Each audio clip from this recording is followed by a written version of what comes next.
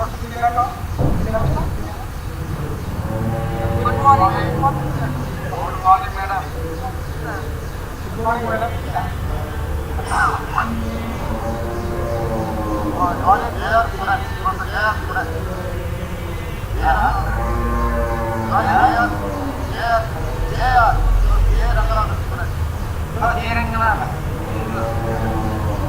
My teachers were Ranganathan, L. Ranganathan, Raman, Nalaini,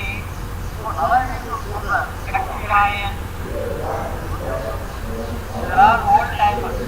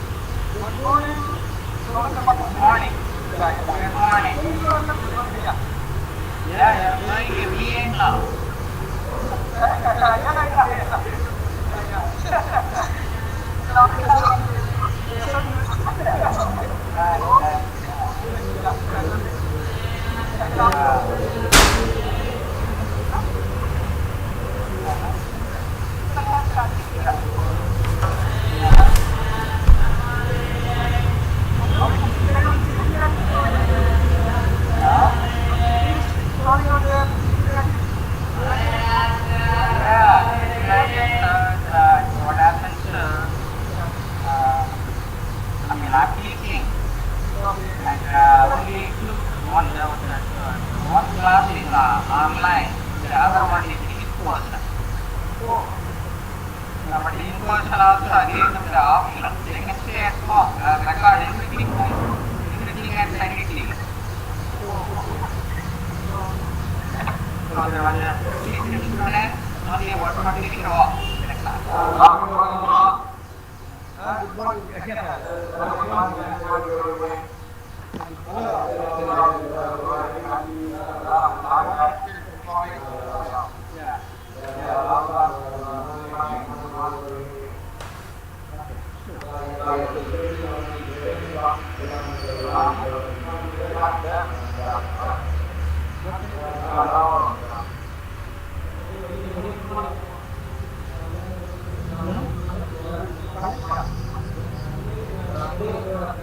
Day-3 session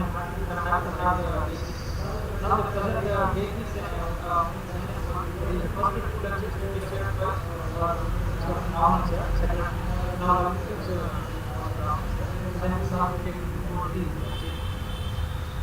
so I'm happy to introduce Mr. Ram sir.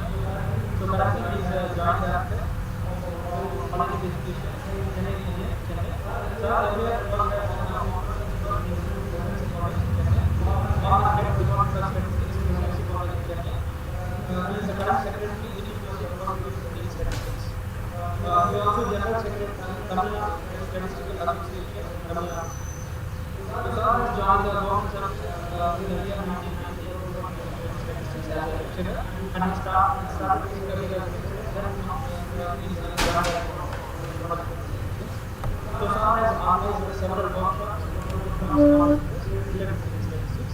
Sir is mostly specialized in the data analysis cases. Sir has been delivered more than 136 lectures related to statistical analysis. Apart from that, sir has prepared the distinguished opportunities. Mr. Sir has done that. Sir, able to place the as a principal president's college, he organizes several institutes focused on like he is also permitted Presidency College to achieve third rank in its performance by 2019 in Delhi. And after he guided several small support. He published more than papers in the Sir is specialized in conducting the ISPS and data analysis. Apart from that, he is very active in the state of the equal in his We are very happy to have you here, sir. Mr. Raman, sir. Thank you for being here. We request you to kindly give the session. Okay. Thanks, Thanks, ladies and gentlemen, for the introduction. And I have this PowerPoint presentation at the bottom. Should I click on it? Sir, Raman, sir, will introduce you, sir, and now, sir. To start the presentation. So I click on my presentation here. So, sir, after introducing you by the chair of the session, you can present it to the present now button and the bottom. Raman, sir, kindly answer, sir. Or if you have any problem, that Dr. Venkatesh will help you in the document. Yeah, good morning to one and all. First of all, thanks to Venkatesh for introducing me to the introduction. Now, I deem a great honor and privilege to introduce our first speaker of today's session, Dr. N. Rao. Hearty welcome to you, sir. Dr. N. Rao is the Professor of Department of Environmental Health, Division of Economic and Information Bioinformatics in the College of Medicine, University of Cincinnati, USA, and Professor, Department of Biomedical Engineering of the same university. He did his PG in Research College of my senior from Pakistan to review in 1962 and PG in 1960, both University of Madras, and it is excellent that he was the first rank holder in the university for both the years. He received his doctoral degree from Indian Statistical Institute in 1973. In teaching career, he has successfully guided 40 PhD scholars and 45 MS students. The current 10 PhD scholars, 6 MS students, and 2 postdoctoral fellows. He has published over 300 research papers in journals and has authored 3 books in his treatise. Dr. Rock is the recipient of awards and honors. Some of them are Mathematical Association of America North Central Sections Award for Distinguished College or University Teaching of Mathematics in that of extraordinary successful teaching. The President of the Mathematical Association of America North Central Section, Fellow of the Statistical Association, Fellow of the Institute of Mathematical Statistics, International Statistical Institute, Fellow of the Associate for the Advancement of Science, and a Fellow of International Statistical Institute. We are so pleased to have such an outstanding personality with us today, and now leave the floor to Dr. N. Rao for this presentation. Thank you very much for introduction. And let me open up my PowerPoint presentation. Okay. Let me click on it. Can you see what is on the screen now? No, sir. Hello? No, sir. Can you see what is on the screen now? No, sir. So you The phone we can click on.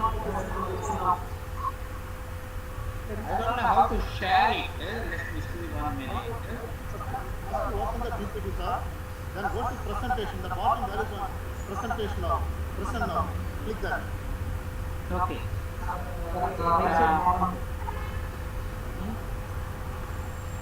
I have my presentation here.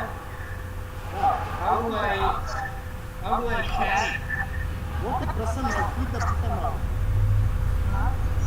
Present now. You have to. And I'm going to click on this one, my PowerPoint. It will occupy the whole screen. Is that okay? Yes, sir. Can you hear me? Yeah, here, sir. Can you see what is on the screen? There is nothing visible. Nothing is seen? Okay. Okay. We have to first you The present document here. How do I share this document? This is the first time I'm using the Zoom. Observe now. Bottom first present now. Click on present now, sir. Meeting details bar, there is a option present now. Where you are putting mute and unmute yourself, there only you will have a option of present now. I know present, but I want to share the screen with you. How do I do it? First you click on present now and then you put your PPT. It will come. Present now. At the bottom, you have to check in the bottom, sir. Order where you are putting mute and unmute. I have to see where that button is. So in the screen, when you got bottom portion, there is present now. Turn on captions and present now. So you please click on present now. How do I share the screen? That's my point. So once you open your slides, Huh? then you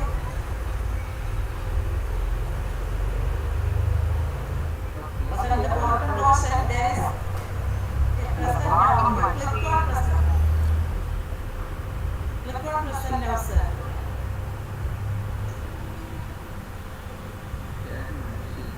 One minute. Yes.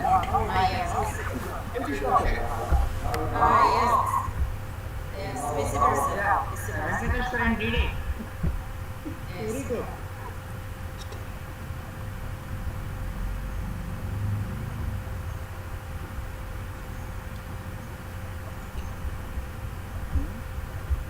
Yeah, I think so.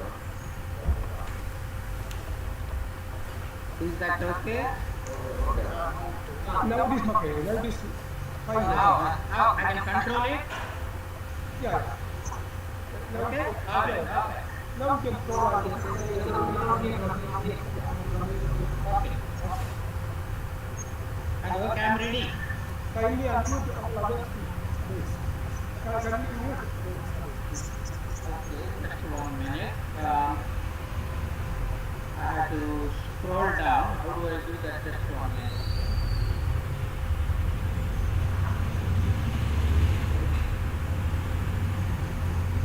Now.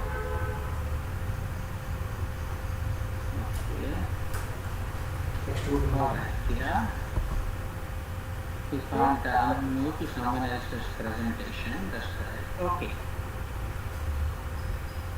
Alright, okay. Okay, bro. Okay. Now it is okay. Can I go ahead? Yeah. Okay. Go ahead. Go ahead. So this is the project I've been working for over a year, and it is about the spina bifida. I try to give an introduction and then talk about experimental reality and the actual experiment and how did I solve the problem statistically, and then an excursion with the pillar. Can you move on to the next slide? Yeah. Yeah. Right. What is spina bifida? It is a birth defect in which the developing baby's spinal cord fails to close properly. And there are gaps on the spinal cord, on the back, without skin. The skin is not completely formed. There are gaps in the skin. And there are 3 types of common forms of the spina bifida. The most serious one is so-called myelomeningocele. You see 3 pictures on the screen. You look at the very first picture on the right side. That's the most severe form of spina bifida. You can look at the spine and look at the nervous system. The nervous system is getting out of the skin. This they found after baby is delivered.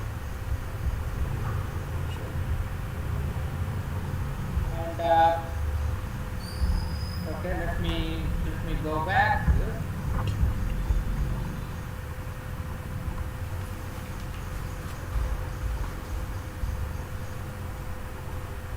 Okay. Can you move on to the next screen? Yeah.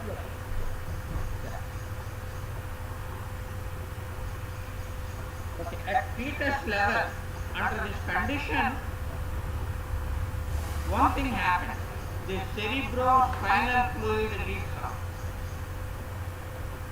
What will happen? It can lead to brainstem and cerebellar malformation.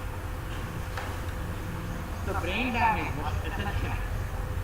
The surrounding amniotic fluid, which is toxic, seeps into the spine and the brain, and it can cause a paralysis of the lower extremity.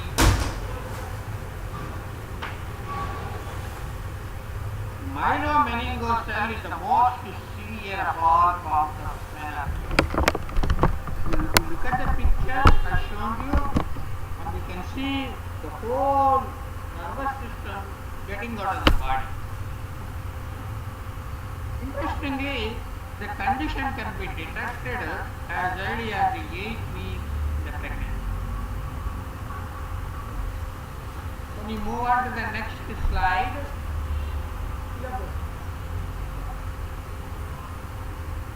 What about the treatment? The condition is not detected until after the delivery. Because the woman rarely goes to the doctor and there is no diagnosis and the baby is delivered, then you can see that the skin is not completely formed. The condition is detected in good time in the womb. That's another possibility. If the condition is not detected, we cannot do anything. Virtually. When the baby is born, try to do some surgery, cover the skin, close the gap by grafting. If the condition is detected in good time in the womb, stethoscopy, surgery on the fetus is a good option. Open the womb, reach the fetus, lay a patch on the gap to prevent leakage. Hope that the skin forms under the skin. Because the stem cells are floating. When the stem cells are floating, forming the skin is not a problem. A minimum of 16 weeks is needed for the skin to form. Once the skin is in its place, do another surgery to remove it.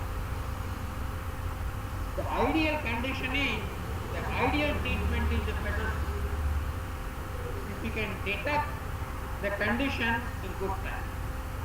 If you don't do it, what can you do?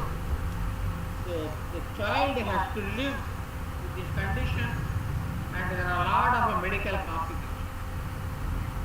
People wonder what causes spina bifida.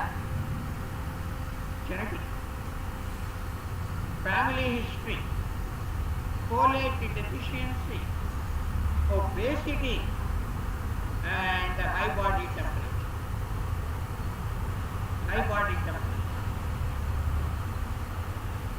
Okay, student, can you move on to the next slide? Yes. Okay. What we did at the Cincinnati,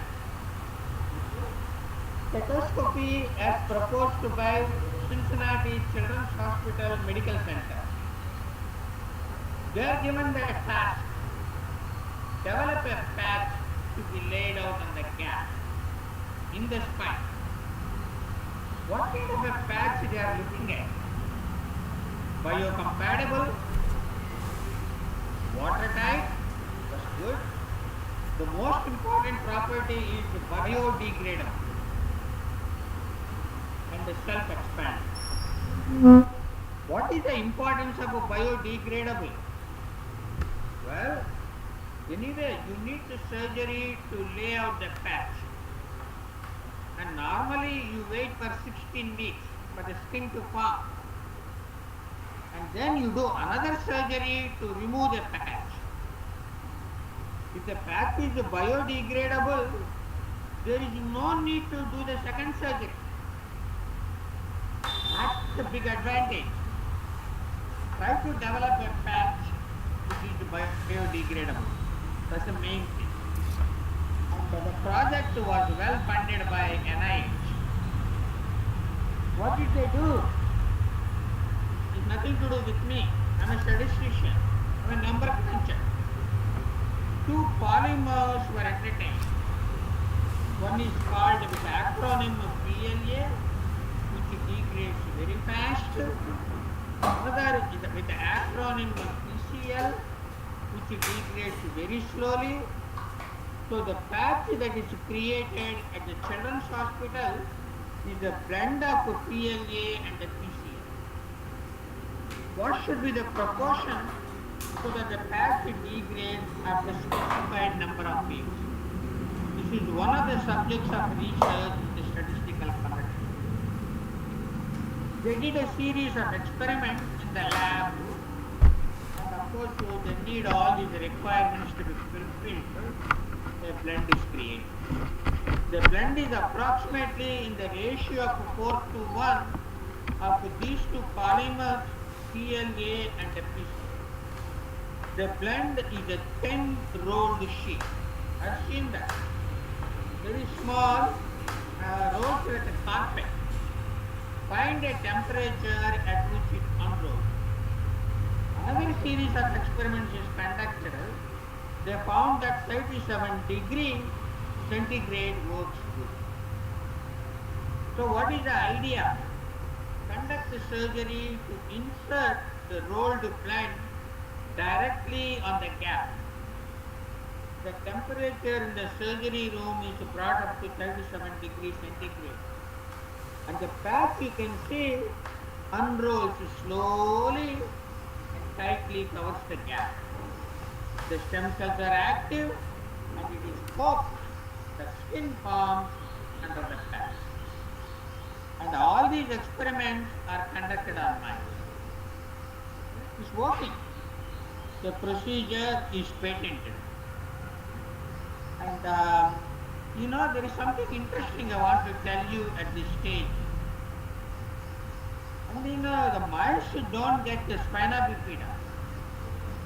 Getting a mouse pregnant is easy. And how do you create a spina bifida? What you do, they add a couple of chemicals after it becomes pregnant.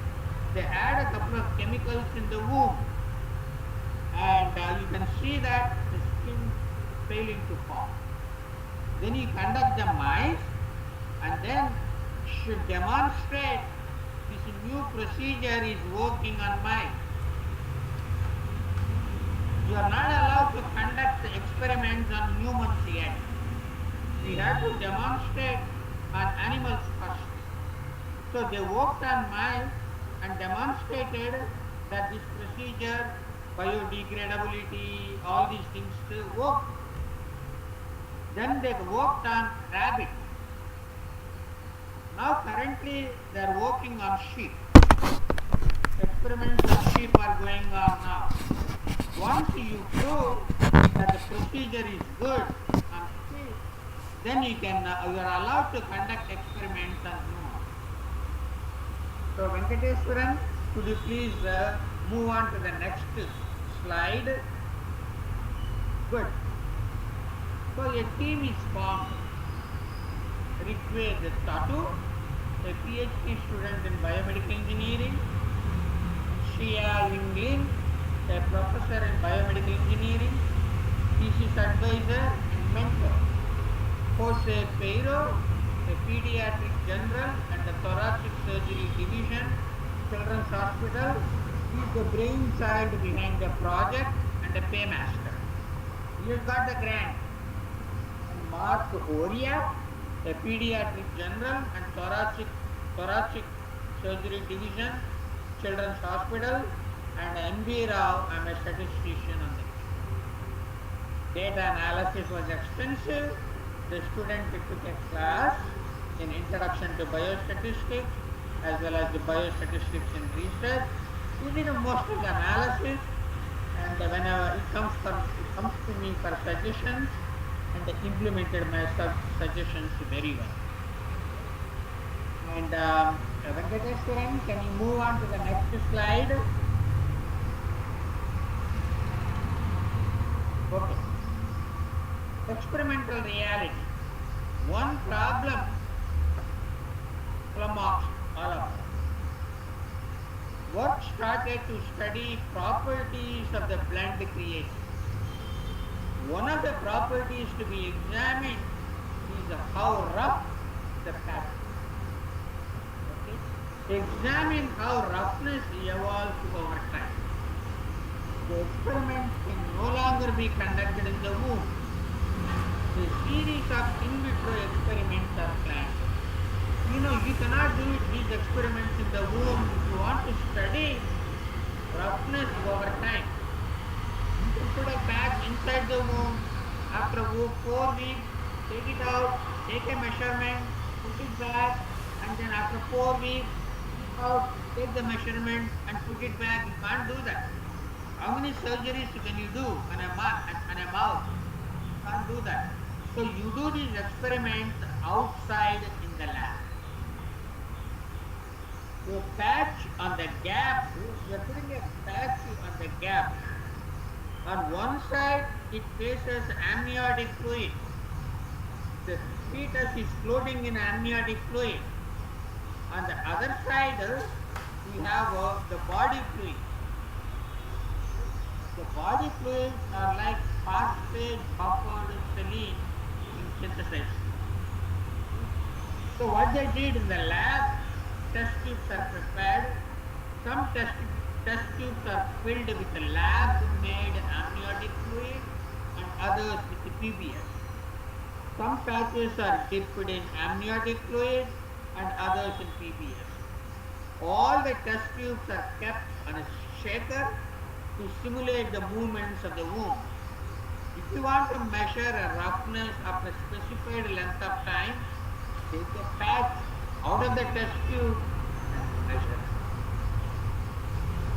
Ideally, we have a patch soaked in amniotic fluid, measure its roughness at 0, 4, 8, 12 and 16 weeks, and the patch soaked in PBS, measure its roughness at 0, 4, 8, 12 and 16. This is what we wanted, for data to come out so that we can analyze it and try to tell the experimental which fluid is better.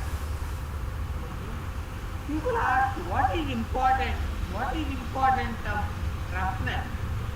The argument is, the more rough the patch is, the better the nutrients latch onto it. The better the nutrients are, the faster the skin grows. That's the idea behind it. Unfortunately, this kind of an experiment cannot be done. What is the problem? In order to measure roughness, the patch has to be stripped, pulled, clubbed, and clobbered basically. They put through the machine. The machine does first of all, it dries the patch and it does all sorts of things. And at the end of the machine activity, you get one number, how rough the patch. And the patch is not usable anymore.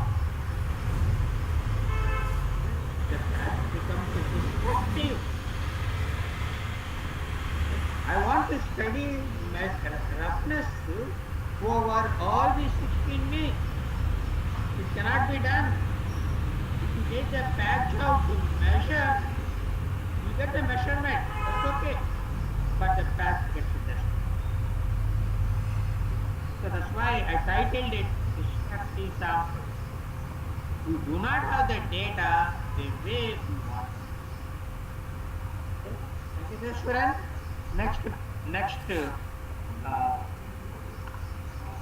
Next slide. What did they do? Okay. 27 experiments were conducted. 24 test tubes were prepared. 12 were filled with amniotic fluid and 12 patches were immersed. One patch, one tube. 3 patches were removed after 4 weeks and roughness measured. And as you know, they were gone. They were destroyed. 3 patches were removed after 8 weeks and roughness were measured. Gone. And 3 patches were removed after 12 weeks and roughness were measured. And finally, 3 patches were removed after 16 weeks of roughness. It's not only the property they are interested in. They are interested in measuring several other mechanical properties. And we are facing problems here. We are not able to get the data the way we want it. But we can get the measurement. Not a problem. But the measurements are isolated. Okay? Similar experiment was done with PBS. Phosphate, buffer, saline. Same idea. 3 patches, 3 patches, 3 patches, 3 patches. Roughness were measured on 3 patches right after their creation. No immersion. Then the roughness at 0 weeks. So 24 plus 3 additional one, roughness was measured right after the creation of the patch plus 27 measured. Okay? Venkateswaran, can you move on to the next slide? Yeah. Okay. So we have roughness measured for all the 24 patches. 12 of them, when the patches were immersed in amniotic fluid, and the remaining 12 patches were immersed in PBS, phosphate, buffer, saline, and the time was given. The roughness measurements, these 3 roughness measurements immersed in amniotic fluid were measured after 4 weeks. The next 3 roughness measurements of patches immersed in amniotic fluid were removed after 8 weeks. This is the structure. Question 1. Do the treatments differ statistically significantly with respect to average roughness? So you need to compare amniotic fluid with the PBS. Question 2. Do the times differ statistically significantly with respect to average roughness? That's the problem. Because we are not getting measurements on a single patch soaked in amniotic fluid and all the weeks. That's the problem. Okay? The fruit of their labor, they give me this data. Venkateswaran, can you move on to the next one? Yeah. ANOVA for 2-way classified data seems to be in order. We felt that this is not appropriate after an internal discussion. The experimenters felt that baseline measurement at 0 weeks ought to be considered before analysis. Because you need to somehow adjust the measurement for the baseline. Okay. How do I do that? Let me argue. Take roughness of one patch soaked in amniotic fluid at 4 weeks. I know it is 23. Take roughness of another patch soaked in amniotic fluid at 4 weeks. 267. And amniotic fluid at 4 weeks. What was the roughness at 0 weeks? The argument is the measurements at 4 weeks are impacted by roughness measurement. We do not have roughness measurements at 0 weeks. Because if you measure roughness at 0 weeks, I cannot use it. If you measure roughness at 4 weeks, what it was, what the roughness was at 0 weeks, I don't know. Okay? We do not, and we cannot have the measurements at 0. Okay? Venkateswaran, can you move on to the next slide? The solution. A method a la bootstrap. we do not and we cannot have the measurements at 0.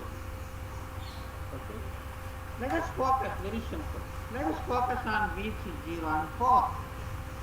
Let X denote roughness of a patch at 0 week. Let Y denote the roughness of the same patch at week 4. We have Y and we need to guess it. Eventually, I need to calculate the ratio prior to the roughness measurement is 4 weeks divided by roughness measurement of the same patch at 0. Unfortunately, we don't. Okay, we have Y, we have a bivariate. Technically, we have a bivariate vector coming from the same patch. Y is observable, but X is not. Okay. Venkateswaran, can you move on to the next slide? Well, they said I'm a statistician. I should be able to solve the problem. So what I did, some kind of parametric bootstrap. Okay, take a patch. Let X denote roughness measurement at 0 weeks, and the Y denote the roughness measurement at 4 weeks on the same patch. Assume it has a bivariate normal distribution with mean mu x mu y, sigma x squared, sigma squared y, and a correlation coefficient. Okay, and I don't know what x is. I know only y. So find a conditional distribution of x given y. And as you know in mathematical statistics, the conditional distribution is also normal. With mu x is equal to with mean is equal to mu x plus rho sigma x sigma y times y minus mu y, and the variance is equal to sigma squared x 1 minus rho. What I can do, we can simulate a conditional distribution to guess x for a given value. In order to simulate this distribution, I need the conditional mean. I need the conditional variance. Okay. And a separate experiment is conducted on 3 patches measuring roughness at 0 weeks. The data is produced. Okay. And the roughness measurement at 0 week is 139, 122, 132 with the mean is the standard deviation. In order to simulate the conditional distribution to guess x, what I need? I need mu x. Alright. These are the roughness measurement at 0 weeks. Use this data. Use the sample mean 131. You need the standard deviation of x. Use the sample standard deviation of these 3 measurements. You need the mean of mu y. Use the sample mean of the variable y. You already 3 measurements at 4 weeks. You need the standard deviation of y. Estimate sigma y using the 3 observations. And finally, come on, there is no way to get it. For correlation measurement estimation, you need to observe x and y simultaneously. Okay, what do I do now? Well, assume x and y are independent. For each y in the data, we simulate the x by assuming a specific distribution. This is a very tall assumption. And the independence means you are talking basically rho equal to 0. Assume x is uniform distribution AB. The entities A and B are determined so that the distribution has a mean 131 and standard deviation is 8.544. You can assume x is normal. Set the mean and the standard deviation at the mean and the standard deviation of the 3 observations. You can assume x as a gamma distribution with the shape is equal to alpha and scale is equal to beta. The method of moments is used to determine alpha. So for each y in the data, x is simulated according to the distribution laid out and a complete data y over x will generate. The ANOVA method is applied for getting two p-values. The whole procedure is bootstrap a la bootstrap is repeated 1,000 times. Wisdom of the crowd. The results are presented in the forest plots 1 and 2. Okay. Venkateswaran, can you move on to the next one? Okay. Okay. You know, I must tell you one thing. There are two possible approaches. One is assume x and y are independent, do simulations, do bootstrap, do generate ANOVA table, and do ANOVA, and then find the p-value to compare amniotic fluid with the PPS, get another p-value to compare the time differences, or you can even assume rho is equal to some number. I don't know what to assume. Maybe I can try rho equal to 0.1, do the simulations. Rho equal to 0.2, do simulations, and then get the data, do ANOVA, get the p-value. Okay, you do this over 1,000 times, and I look at comparing AF versus PBS. And if you look at the 95% bootstrap confidence intervals, none of the confidence intervals come anywhere close to the standard p-values like 5% and 1%. Okay, even if assume independence, the bootstrap confidence intervals for the p-value fails to cover the 5% value and 1% value. Okay. When it comes to time, okay, every bootstrap confidence interval, whatever rho you assume, okay, cuts the 5% p-value and 1%. Even assume independence, the cut. Okay. So what are the conclusions? AF and PBS are significantly different with respect to the average of the ratio. Okay. You know, these ratios are created for every observation at every time. That's your Y. And this is the roughness measurement at time 0. Okay. So, Venkateswaran, can you move on to the next page? This is probably the last one. Okay. And there are the references. And you know, I showed this output. And of course, guys are experimenters. Okay? They are surgeons, medical doctors, and one is a PhD biomedical engineer. The other one is a PhD student in biomedical engineering. I took quite a bit of effort on my part to explain the rationality behind the bootstrap. If you face problems, do bootstrap. That's the idea behind it. And so one of the papers where they patented it, for example, the last paper, and the experiment that was conducted and patented, and that was published in a journal, Applied Biomaterials, and this is the reference number that was done way back in 2018. And they are now getting quite a bit of data, especially biomechanical properties, and this is there is still some more work to be done, and this is just the beginning of the data analysis. Okay. And that's about it for my presentation. And I would like to tell you there's a lot of projects I'm working on at University of Cincinnati. One of the exciting projects I'm working on is headache and the weather. There are some people who suffer from headache chronically. If you look at the statistics, it is mostly women who suffer from headaches.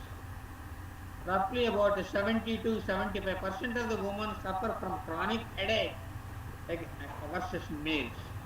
You try to find out, okay, predict when this lady is going to get headache by looking at the weather.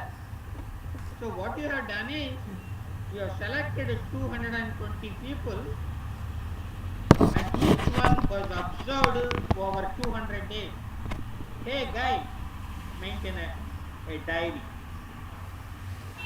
Every day you just write down whether you got a headache or not. And once you get the diary, we go to EPS and get the weather information like a barometric pressure, dry bulb temperature, and relative humidity, and then wind speed, and try to correlate these weather variables. We came up. We came up a strategy. This is what I call personalized medicine.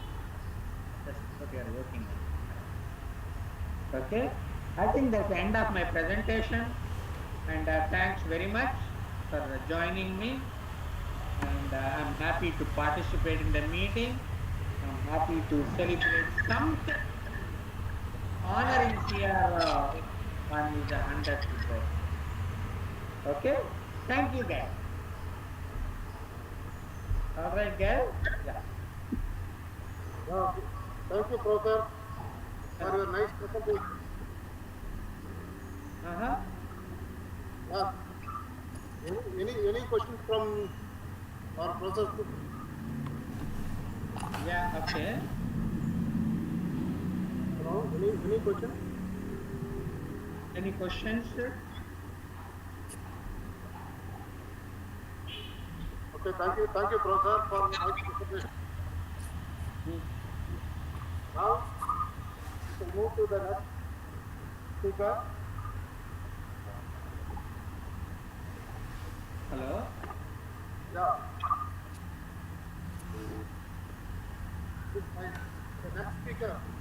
This is my pleasure to introduce our speaker, Dr. Thank you very much. Usually I come in December, but this time I'm not coming. The flight's problem. Where do I go? The country is in a turmoil, and here also the goes, America is also goes more than 600,000 infections. Oh my God. Thank you very much, guys. Thank you. Okay, all right. Okay. So there are a number of things going on now, and the Sierra is, Sierra published a book yesterday. Did you notice that? Neural networks in collaboration with somebody from Brazil. But comes in computer science. Yeah. Sir, we salute him. We salute him. Okay, Professor. Thank you, Professor. Okay. All right. Yeah. Now the next speaker. I will introduce the next speaker. It is my pleasure to introduce our next speaker, Dr. Sadanand Dwivedi. A warm welcome to you, sir. Dr. Dwivedi is the professor of biostatistics and adjunct faculty of clinical epidemiology unit, All India Institute of Medical Science, New Delhi. He is also a visiting professor of Gothenburg School of Public Health, Sweden, St. George University, West Indies, University of Dammam, Saudi Arabia. Not only that, he is presently the founder vice president of the Society of Evidence-Based Healthcare in India. His area of research includes randomized controlled trials, systematic review and meta-analysis, epidemiological modeling in cancer, drug abuse and fraud. He has been guiding 12 PhD students in the field of biostatistics and also involved as two guide for PhD, MD, MS and MC students in medical discipline and has more than 250 research publications to his credit. He has joined author a book in medical statistics and has been served as editor and member of editorial committees reviewer of national and international journals, including biometrics and statistics in medicine.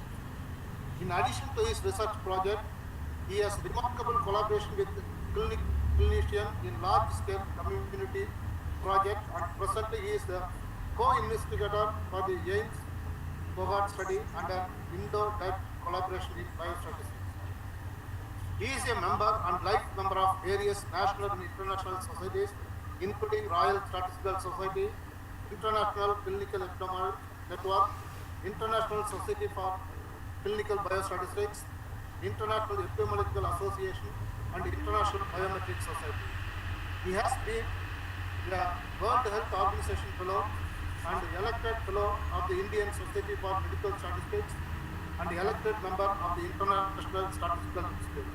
We are so fortunate to have such a great personality as today, and now hand over the dais to Dr. Trivedi for presentation. Thank you very much, Mr. Chairman, Dr. Raunan. Thank you, sir. And very good morning to all the learned people I am seeing in the list. And welcome to the audience, to my understanding, who are connected via YouTube. And basically, I'm grateful to Professor Rajsekhar Reddy, who have been kind enough to invite me. That is how I am here with you all. And the presentation, actually, I have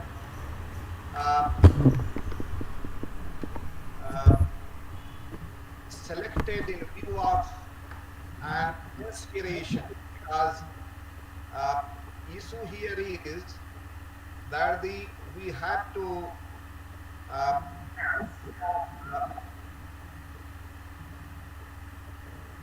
inspire the younger audience basically, so that they get some ideas how the statistics and statistician can play the pivotal role in the evidence-based healthcare. That is the basic idea, and that is how I have selected this topic we speak on today. I feel honored to speak on the occasion of the birth centenary celebration organized jointly by Indian Society for Probability and Statistics, Department of Statistics, Tirupati University, and IIT Tirupati. The issue here is we have to understand as a statistician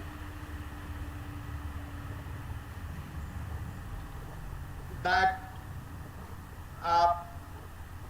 we are basically with everyone in any setup, and indication is we have to adopt a system, a attitude where you can contribute the way you can strengthen the required evidence for the clinical practice.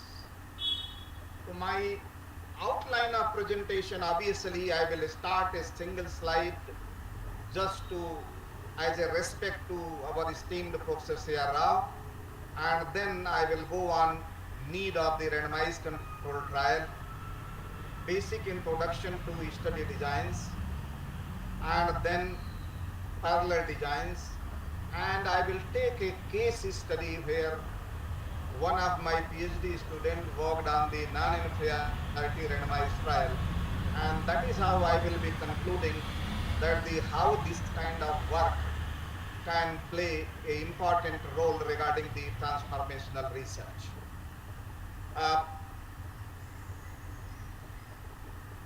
About the Professor C.R. Rao, as correctly mentioned, a living legend. I think we cannot enumerate what all he has got it. It is just as a token respect to him, because we are doing all these activities to celebrate his birthday on 10th. And issue here I would like to just mention, we feel proud of when a Indian gets not only overall respect and command by Indians, whole India, but basically wherever you go, we observe that. And Professor C.R. Rao is one of them.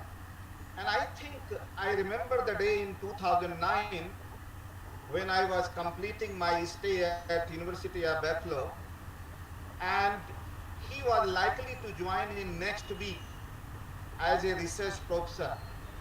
And I felt so proud of that at the age of about 90, he is going to join this university as a research professor. So I think we have to get a lot of inspiration from him. Basically, I will request all the youngsters, those who have joined this program through YouTube, to go through his lifeline, what all he has done. These few of the things I have listed, and there is no end. I think this list is just a respect. I think I thought that if I directly go on the topic, I will not feel happy. And to my knowledge, I think he is the only Indian who did a PhD under Professor R.A. Fisher. If I am wrong, I think some of you may correct me, but this is the feeling I have. And I had opportunity during my PG program to refer his book on the multivariate analysis and recently on his biometric book. And believe me, understanding of those books need a lot of reading. Until unless we read, we prepare ourselves to understand every point what he has tried to convey, I think it will become difficult. So I think his contribution is immense in this field, and we should remain grateful to him.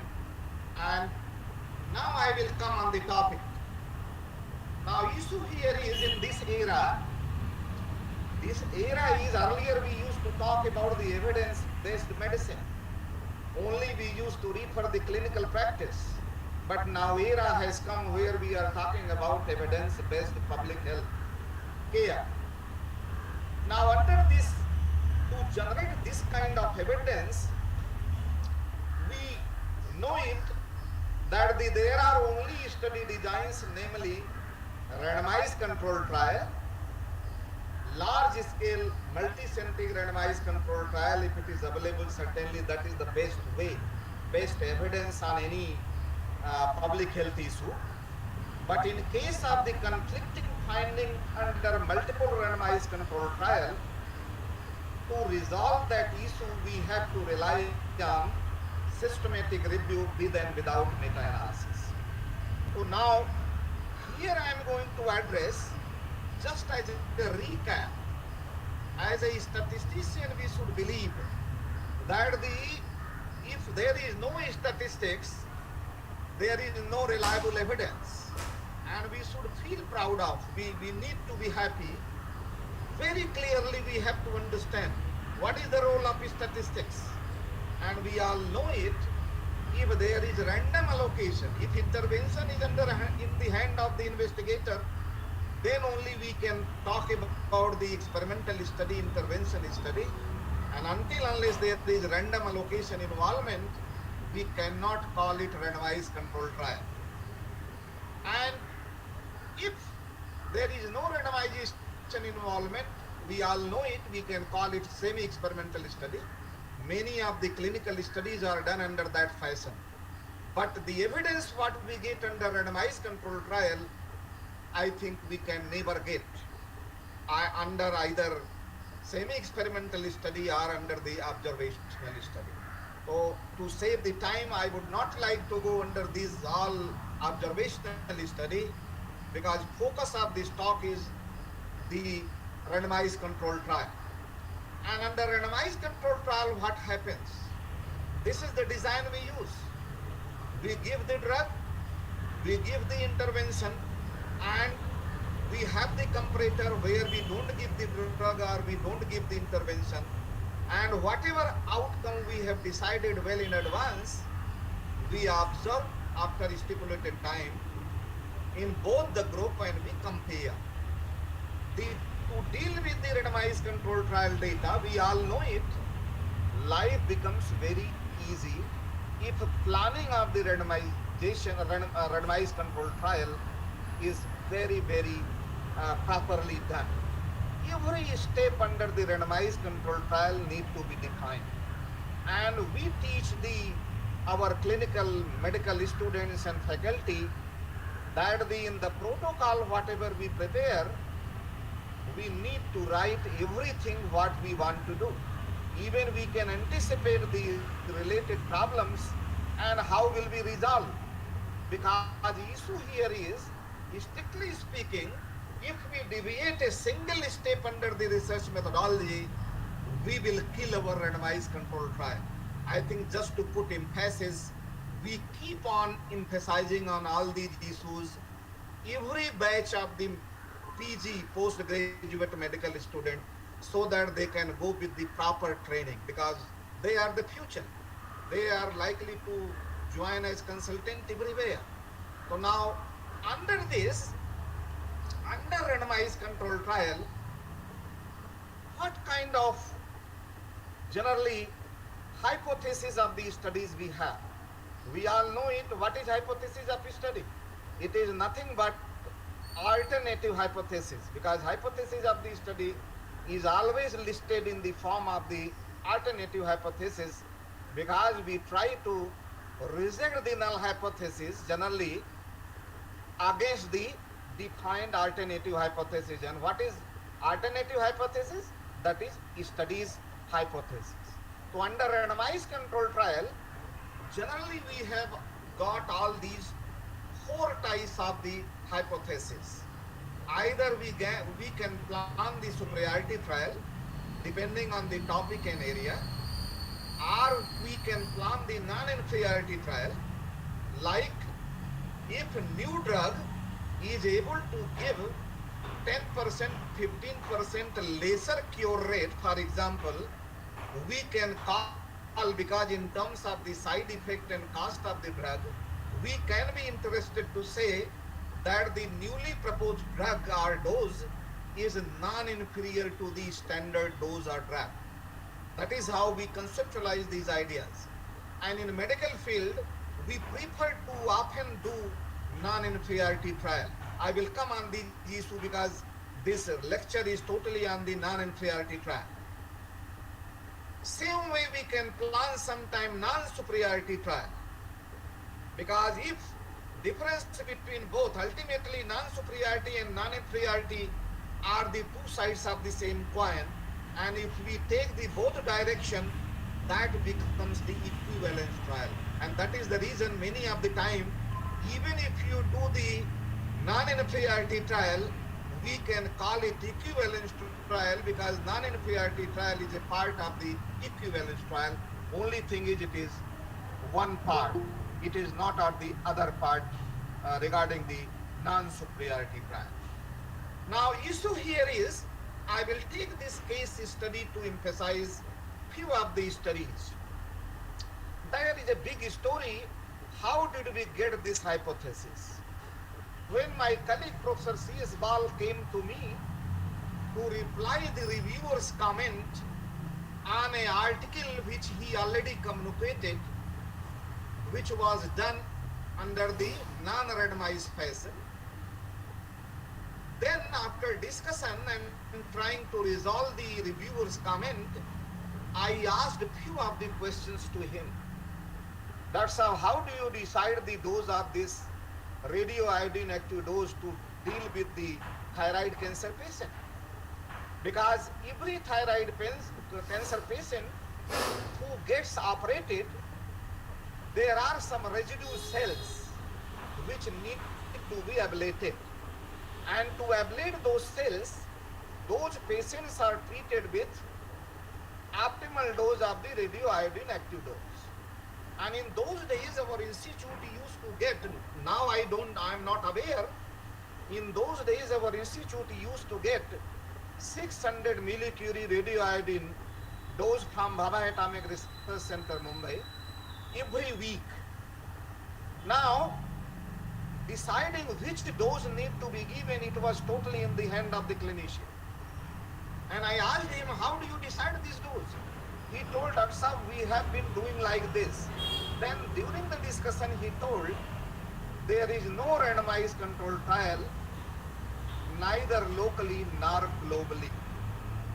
The dose of this radioiodine is decided based on the recommendation by the International Committee on the Safety to use the radioiodine. And that is how, when I requested, can we do the randomized control trial? Because at that time I had a newly selected PhD candidate with me. And believe me, this is the temperament of the All India Institute of Medical Sciences, Delhi. He immediately agreed, and I told that this study is going to be first globally, not only locally. And that is how this study got generated. And this study was planned that we will do non-inferiority randomized control trial. And research question was, can we say that the lower dose of the radioiodine may be non-inferior to the higher dose recommended by or used by the clinician? That was the research question. So virtually we had to work on the what should be doses, and all procedures were followed. Extensive review, is there any study? Whatever studies we got, they were all non-randomized trial. Based on the clinician's decision, those studies were done. Some of the studies reported that the higher dose is always better. Some of the studies told, no, sometimes we can go on the lower dose. So virtually it was totally the decision by the clinician in the range of the 15 millicurie to 100 millicurie or more than 100 millicurie sometime.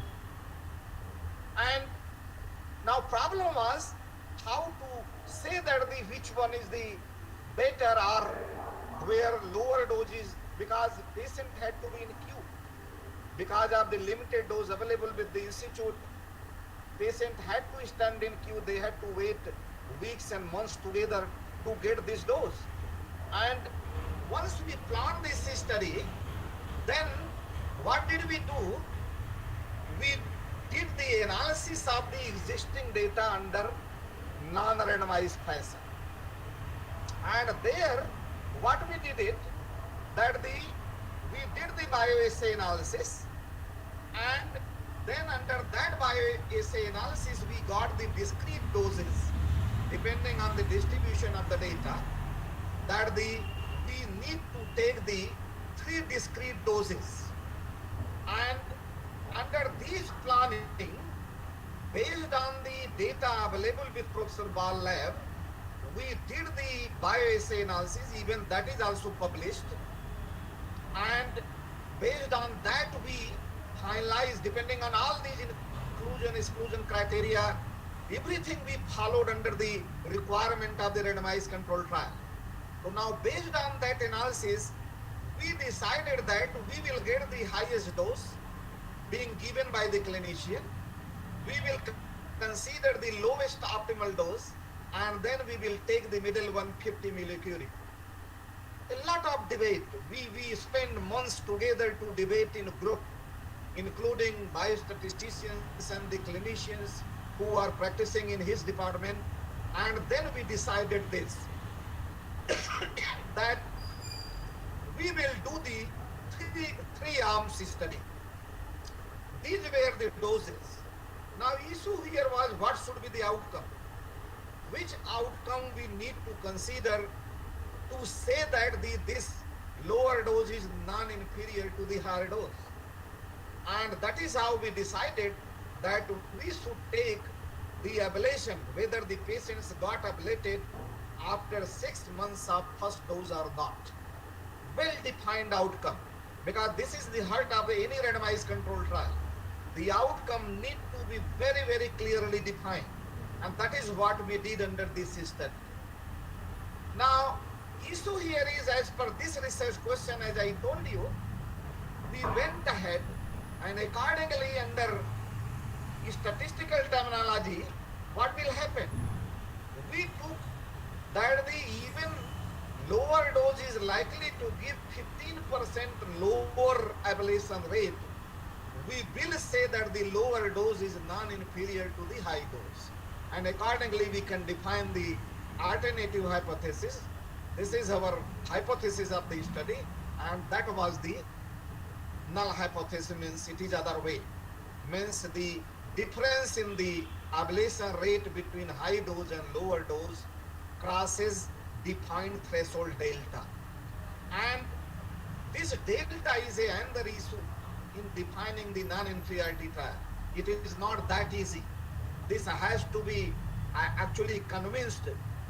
We need to talk to the clinician, and rather they have to guide what level of the delta they need to consider, where we can say that the lower dose is non-inferior to the high dose. So taking that, using the usual formula for the sample size calculation in case of the non-inferiority trial, we calculated the sample size. And for that, as I told you, using our data, 80% ablation rate in the high dose, 77% ablation rate under the lower dose, and delta we took 15%, power of the study we took 80%, and level of confidence we took 95%, and we got that the about we need 150 patients in each arm, means total 450, because for each combination we worked out lower dose 1 versus high dose, lower dose 2 versus high dose, and with those exploration we got exploratory sample size that we need to have these many sample size. Now problem was how to go on randomization. Now issue here is, in clinical practice among the thyroid cancer, as per discussion with Professor Ball, we could know that there are broadly two kinds of patients. One are the papillary and another is the follicular. And their ratio, as per their prevailing ratio, we divided the sample size into two strata. One in the papillary and another is the follicular, and randomization was done, had to be done for both strata, means stratified randomization. And randomization, as we all know, it is not only generating the allocation sequence, but rather we need to follow even concealment, because without following the concealment, even if we are doing the open trial, it will not be a randomized control trial. So we have to always remember that the blinded trial we are doing, certainly there are more steps. But here, comparing first lower dose with the higher dose, interval estimate we got of the ablation rate, upper limit 0.101. Comparing second lower dose with the higher dose, upper limit was 0.14, which is below than the considered delta of the 15%. And same way we got the comparison between these two lower doses, and we got the upper limit 0.10. And that is what we concluded, that the lower dose may be preferred to treat the thyroid cancer patient to achieve the ablation. And because every comparison consistently gave that the delta is not part of the interval estimate, and we know as a statistician that we can very well reject the null hypothesis, and we get the findings. Now, because some of the covariates were imbalanced, as I told you, radioiodine uptake and basically is, for that reason we carried out even the regression approach, and there if you see the dosage analysis, basically if you see here adjusted analysis, interval estimate includes 1. So with all convincing evidence, we came to the conclusion that based on the data collected under this non-inferiority randomized control trial, we can very well recommend that the lower dose may be preferred to treat the thyroid cancer patient, and those patients who do not achieve the ablation, means hardly 15 to 20%, they may be given additional dose. And this is how this study got completed. And this study is published under the Nuclear Medicine Communications in 2012. If you are some of you are interested, you can very well refer. And this is published under this, and you can go through. But there is a big story. It was a very learning experience for me, not only to my PhD student, and that is how we did and completed this study with kind help of Professor Bal and his team. So now, issue here is, based on this finding, what are we doing now? Out of 100 millicurie, what are we doing? We are able to treat now 4 patients. So means patient need not to be admitted in isolation room because they are not being started treatment with the higher dose. And those who do not get higher dose, they don't need admission in isolation room, means cost saving. And there is no side effect. And those who do not achieve ablation as a result of lowest dose 25 millicurie, they can be very well given additional dose of 25 millicurie again. Believe me, this study has changed the clinical practice not only locally, globally.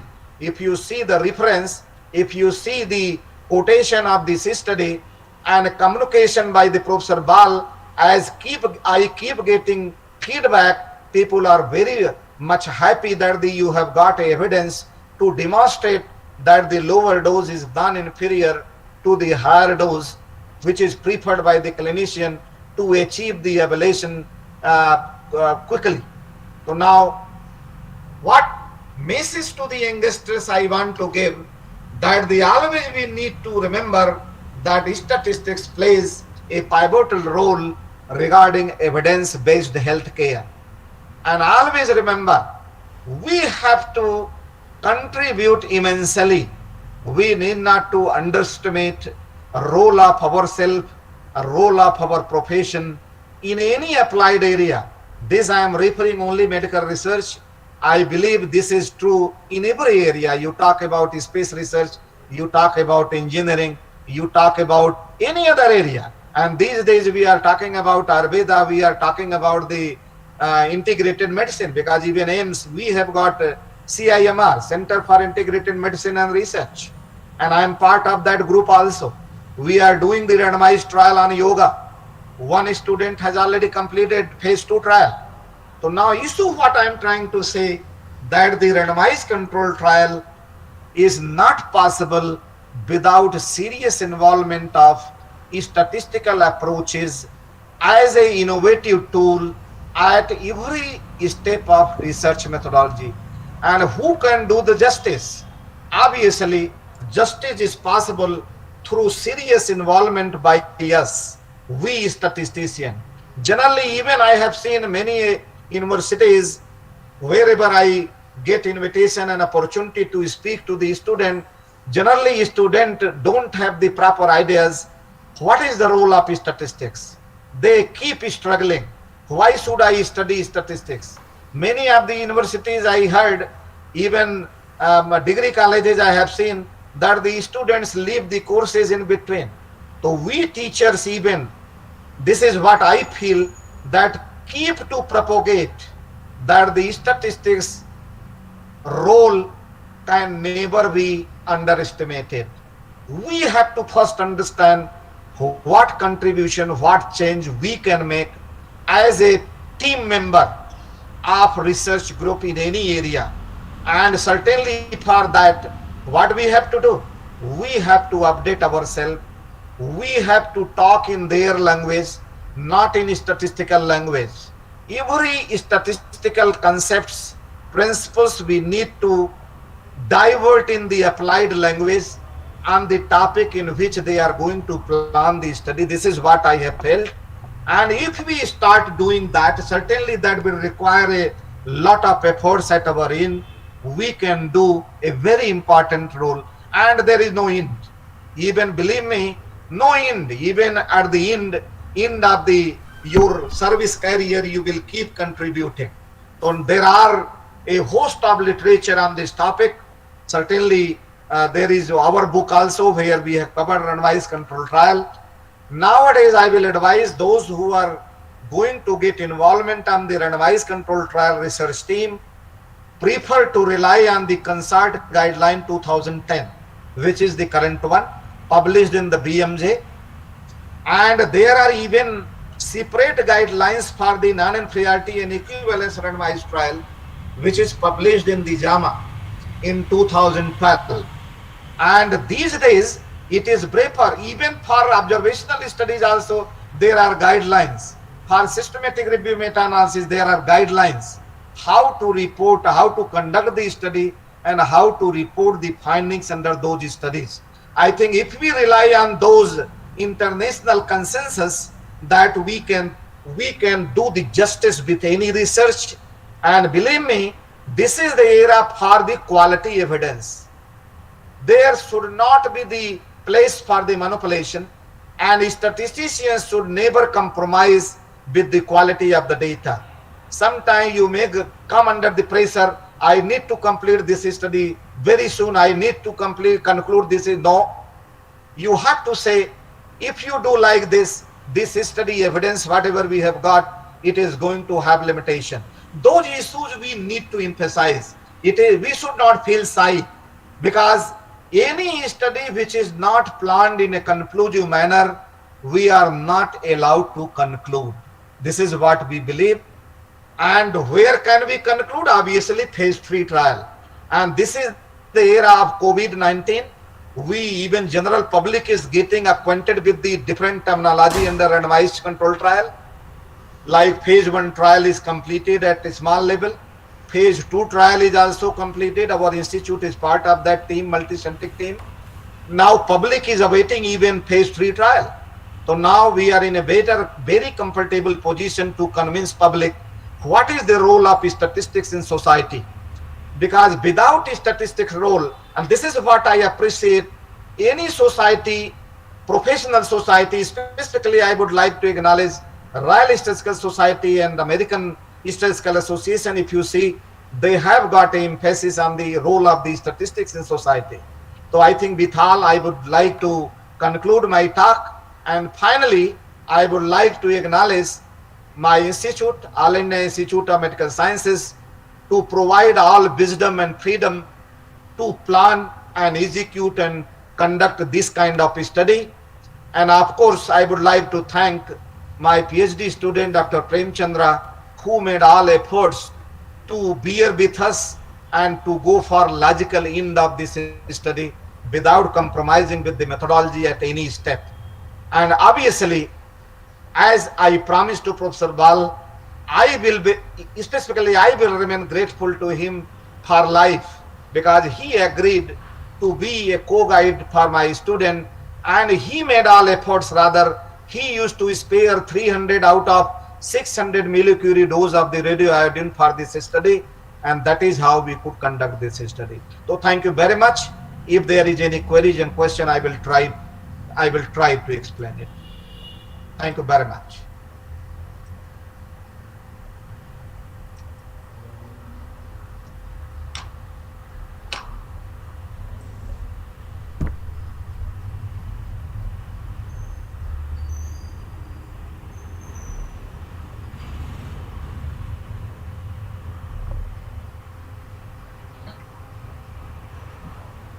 Sir, Ravan sir, so please unmute sir.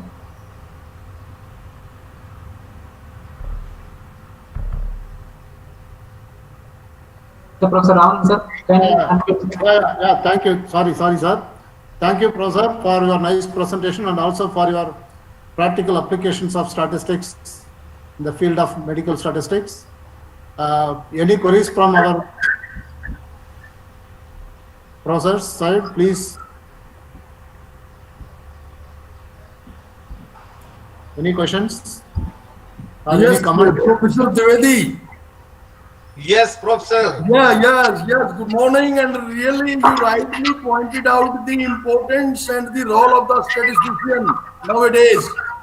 So I think in the medical sides we should be very careful in handling the data, and there the role of the statistician becomes more. Agree. So Yes. yes, so we should be very careful in handling such type of data, particularly in the COVID-19 situation. Right. So Right. really, I'm very happy that you rightly pointed out such things. So thank you very much.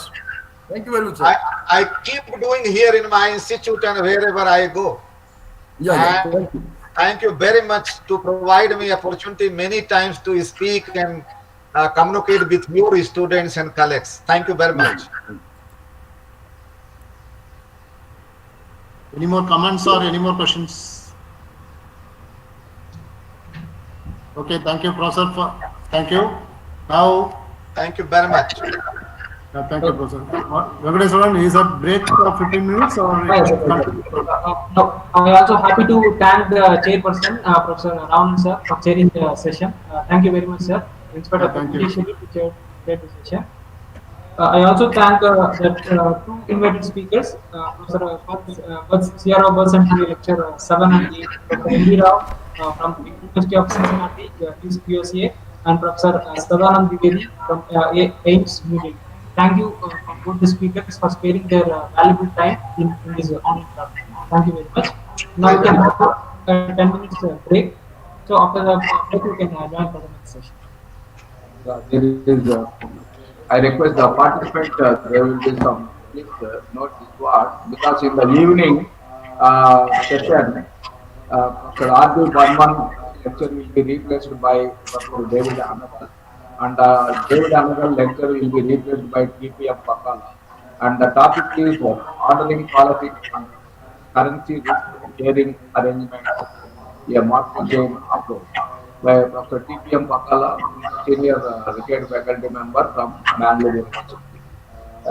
And another one, Professor, today the DST is organizing a symposium in honor of Centenary celebrations and service for the last 77 decades. So they are organizing in the evening today from 6:30 p.m. to 9:30.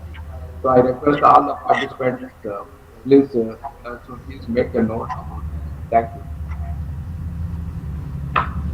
Thank you. We can have a 10 minutes break. Then we will go for the next session, session 2. Okay, thank you. Thank you. Thank you all.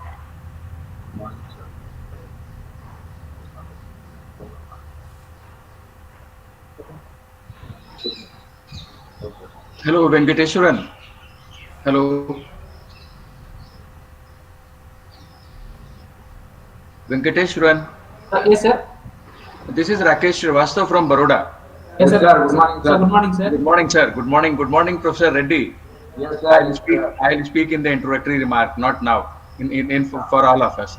I just wanted to make sure whether my presentation is visible or not, if you are there, so that we don't waste any time and we straight away go to the presentation. Yes, sir. Now you can present, sir. Okay, just a moment. Yes, sir.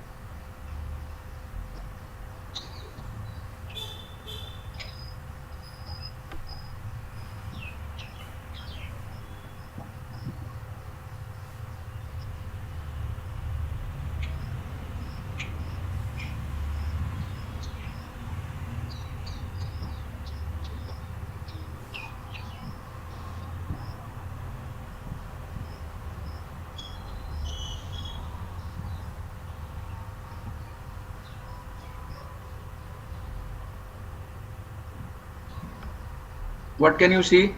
Yes, sir. I'm able to see your screen, sir. Addressing the SDG goal, the Bayesian approach. Addressing the SDG goal number 3, a Bayesian approach, right? Yes, sir. Yes, sir. Okay, just a moment. Because I have got two types of presentation. This is one PowerPoint and this is one PDF. Can you see this also? Yes, sir. We are able to see your PDF, sir. You are able to see my PDF also? Yes, sir. We are able to see that. Okay, thank you very much. Actually, what happens is that nowadays, when you start with, you are always starting with something like whether my presentation is there or not, or whether I am audible or not, or something like that. Yes, sir. So very careful that time. I just wanted to make sure that let us not waste the common time. So, fine. At the moment I am stopping the presentation. At 11 we will join. Okay.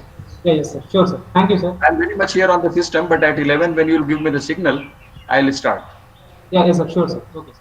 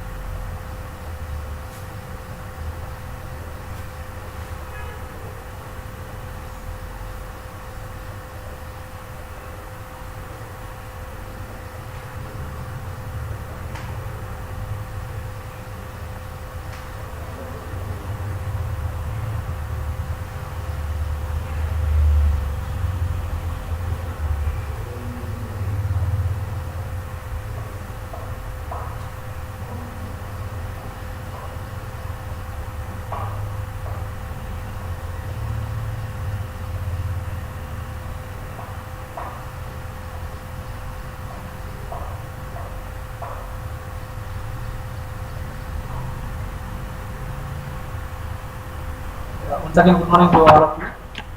Welcome to the session 2 of day 3. Honorary President of ISPS, Prof.C, to share the session. This is the speakers.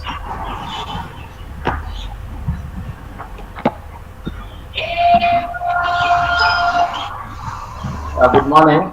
I am happy to introduce Dr. Rakesh Srivastava. At present now he is Professor of Statistics in the Department of Computer Applications in MS University, Parana, and former Secretary of Indian Society for Probability and Statistics. When he was president, so he inspired me to enter into ISPS activities as as an executive member. So I am grateful to you, sir, because of your nomination. You recommended my name as vice president. Then I have become president. Then now I am become I am president for the last 15 years. 2005, if I am correct, when you were the secretary. So I'm extremely happy. Today I'm serving to the Indian Society for Probability and Statistics. Yeah, because of your inspiration. So I'm grateful to you.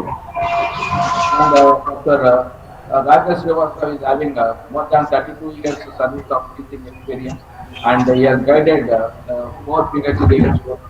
And he is having 34 years as administrative and academic experience in different areas, including head of the department, statistics and computer applications, member NAC tier team, member SAP evaluation team, UGC, advisor GPSC member for items writing in RPSC and MPPSC, member board of studies IGNO and several universities, and coordinator for PhD cell, completed major and minor research projects from PST, UGC, EOH, FW, organized 5 different national level seminars and conferences, and he visited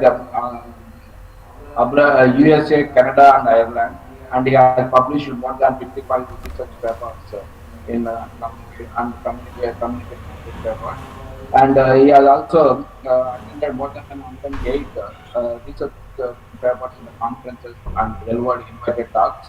And awards and nominations, he has received more than 16, including Young Scientist Award in 1997, ISRI hat trick of Best Research Paper poster presentation by Indian Science Congress in 2001, 2003, and Best PG Teacher Award in Mathematical Sciences by Gujarat Science Academy.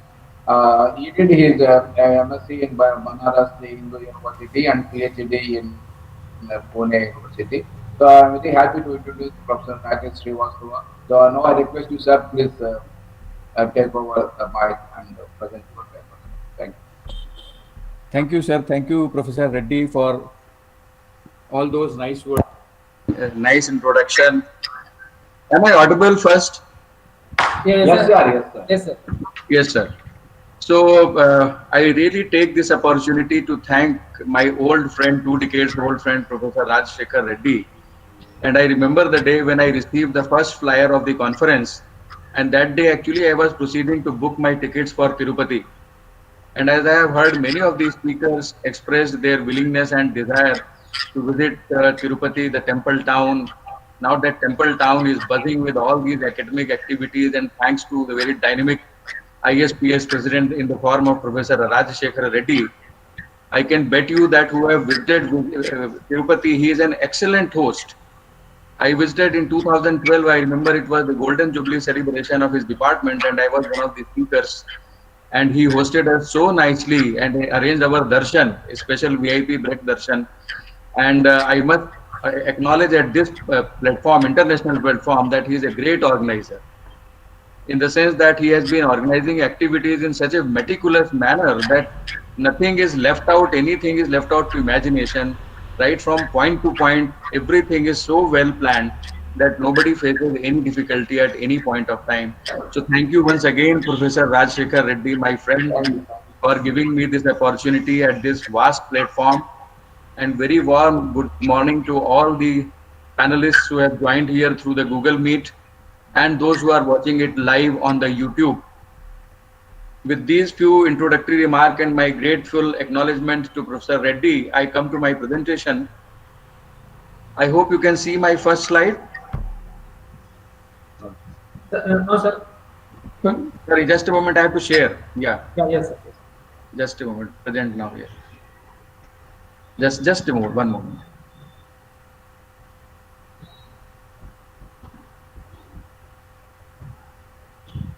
Parmeshwaran, can you see now? Yes, sir. Now I'm able to see, sir. Okay, I'll make it in full screen slideshow. Yes, sir. Yeah, it is clear, sir. Fine. So, as the theme or the focal theme of the international webinar in the honor of Professor C.R. Rao says that it is the advances in the statistics and data science for sustainable human development. So this actually motivated me to choose one of the topics from the SDG goals. And I'll very quickly go through the idea of what is the sustainable development goals, and India is also a part of that. And I wish to mention that the government of India, MOSPI, has a SDG tracker wherein you can track the state-wise the position of all these goals, how the various states are doing and how the things are going on various fronts. So what I wish to tell, before I start anything or everything, of course, I should always pay my tribute and heartfelt respects to the great living legend, Professor C.R. Rao Sahab. I think most of you, those who have attended or presented conferences, papers, or even invited talk or the expert lecture or the keynote address, particularly those in the areas where we are presenting our work to the so-called non-statistician people, and they are the major users nowadays for us in the form of what we can say they are our major clients now. And you must have seen at least one slide coming over here or there that there are three types of lies. Lies is damn lies and statistics.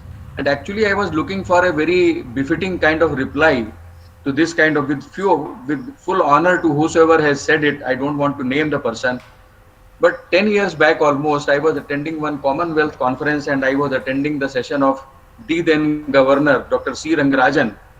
In one of his presentations, he used a line from the C.R. Rao's book. Now, since then, almost 10 years, I can say now, it has been my practice to start my presentation with these few lines of Honorable Professor C.R. Rao. Statistics is not a lie at all. People are always misusing statistics. I don't want to say in the beginning all these things. I'll keep all these things for the end of my presentation. But this line, I think, should go with all of these statisticians and the presenters all over the world, that statistics is a science in search of truth. It is not a lie. And I always tell in all my presentations, anywhere, everywhere, data don't lie. Data can be certainly manipulated. And it is the role of a statistician, which I am not going to elaborate. My earlier speaker, my good friend, Professor S.N. Dwivedi, has already spoken on that. So I just want to don't give my time over there. But statistics is a science in search of truth. This, all of us, we believe as a statistician, but we have to make others to believe also that statistics is not lie. Statistics is a science. So with this opening remark by Reverend Professor C.R. Rao, I wish to start my presentation of the day. The plan of the presentation is as follows. I'll go for the abstract, I'll go for the introduction, I'll talk a little bit about the Bayesian approach. I will definitely introduce the idea of completely and incompletely specified models. Then I'll come to the testimeter or the estimator. Then we will definitely talk about what we call as the loss function, which is very important in the Bayesian approach, and some of the future directions where I would like to invite the suggestions from the honorable members, those who are attending on Google Meet or those who are on the YouTube at the moment. So with these few words, let me just give you this first slide. It just tells you about the Sustainable Development Goals. All of you know that there are 17 goals which are being identified, and SDGs are a kind of extension of the MDGs. Those who are working in this domain, they know that there was a concept of Millennium Development Goal, which was again introduced by UN only, and that ended in the year 2015. And immediately in the year of 2015, United Nations came out with the idea of Sustainable Development Goal up to 2030. So India is of course a part of it, no doubt about it.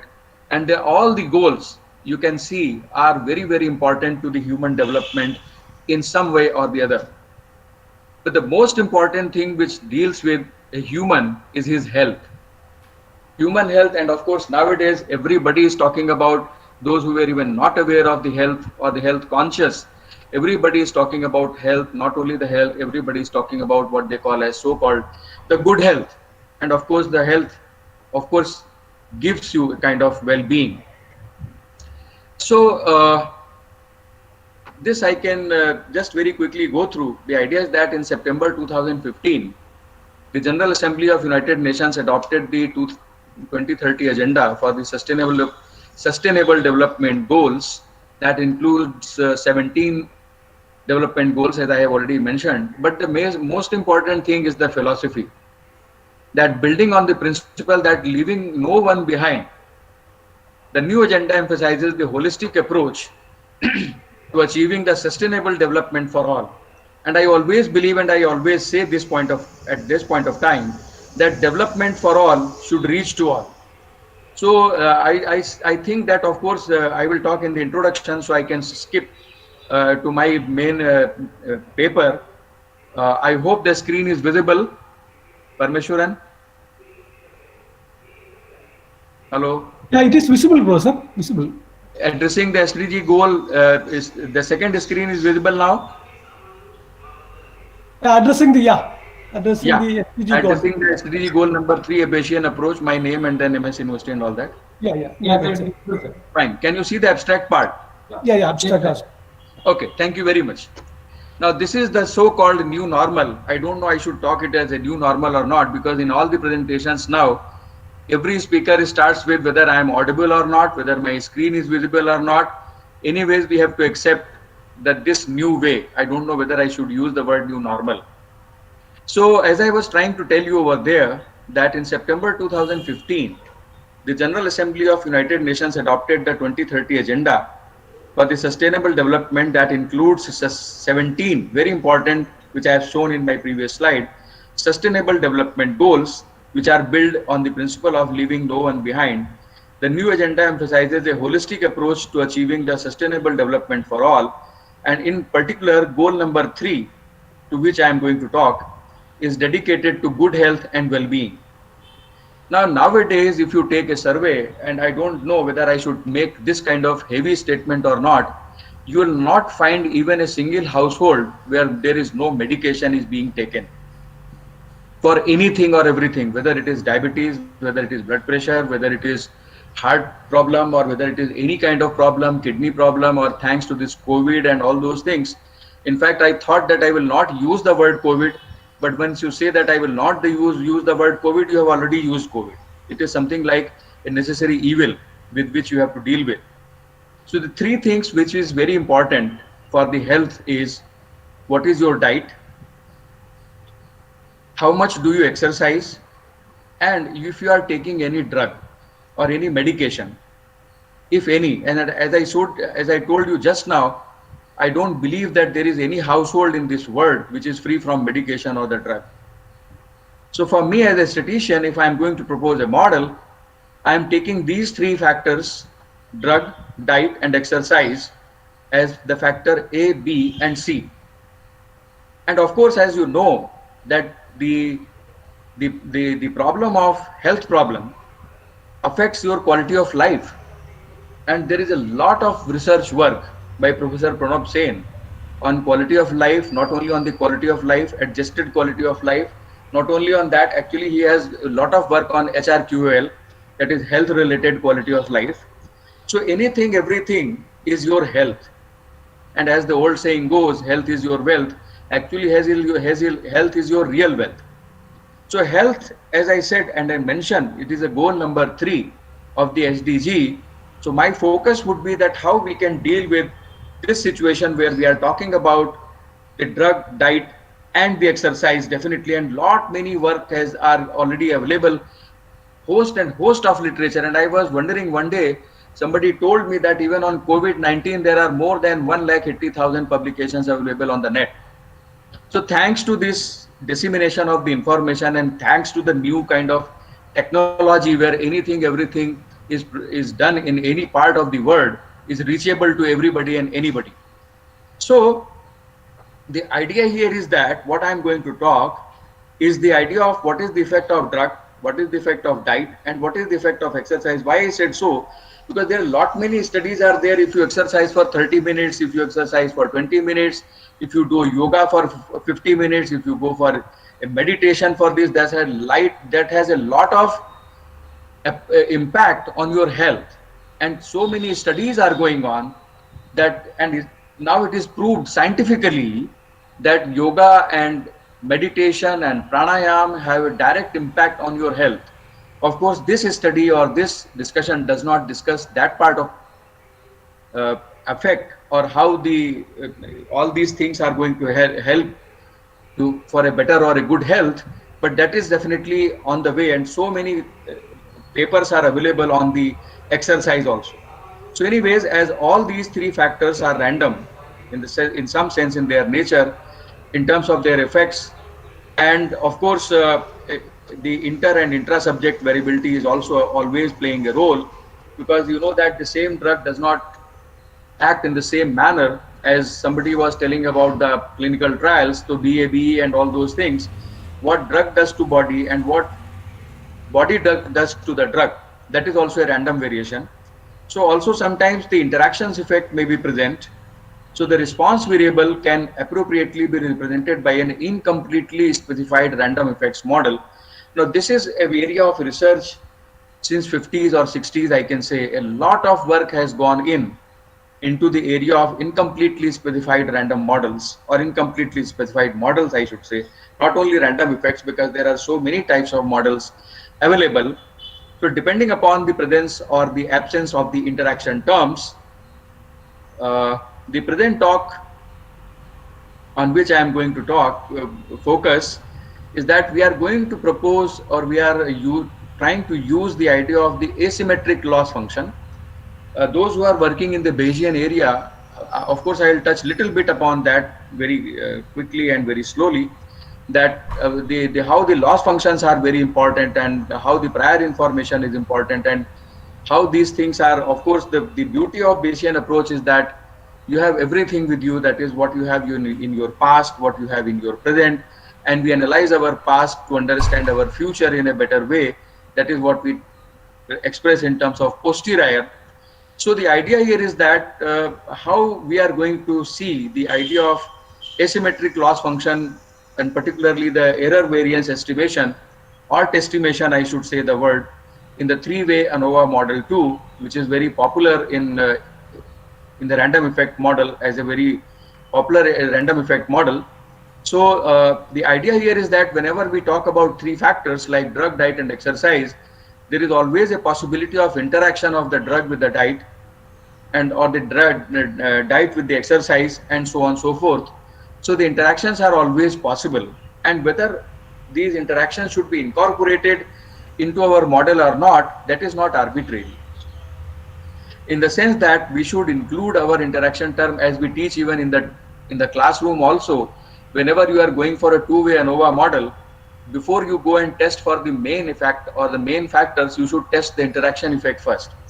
And if the interaction effect is present, this analysis stops over there. So the idea of incompletely specified is that regarding the uncertainty of the presence of interaction term. So that also we shall see, and how we are going to propose our model. So with this idea, I just wanted to tell you, of course, what I am going to use is the ANOVA model, error variance, preliminary test of significance, asymmetric loss function, degree of asymmetry, level of significance, of course, human health and well-being. These are some of our keywords. So what we are going to talk, as I have already mentioned, so I will not waste time over here. So I am going to use the effect of drug, diet and exercise on your health. So all these factors are random. So how we are going to present a model, and ultimately how we are going to provide an estimate of the error variance. So as I already mentioned, that sometimes the interaction effect may be present, or sometimes the interaction effect may not be present. That is to be resolved by using a preliminary test of significance.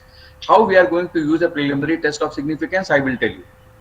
Now, earlier days, I am talking about 70s, when people were using, even today, a lot many work is going on. The whole estimation procedure is used under the area of under the assumption of what we call as the squared error loss function, which I am just naming as a self. And we know that it is a well-known Bayesian theorem that if you are working a squared error loss function, then mean of the posterior distribution is the Bayes estimator, and nothing can beat it. It is admissible. So in that case, the use of the squared error loss function is very attractive. And the choice of the loss function is also one of the important components of the Bayesian analysis.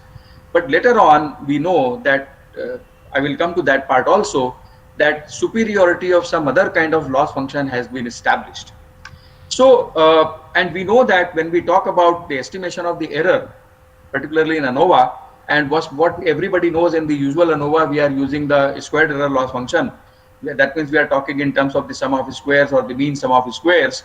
And then in order to find out the variance ratio, we talk about the sum of squares divided by the error sum of square or the mean sum of squares due to the error.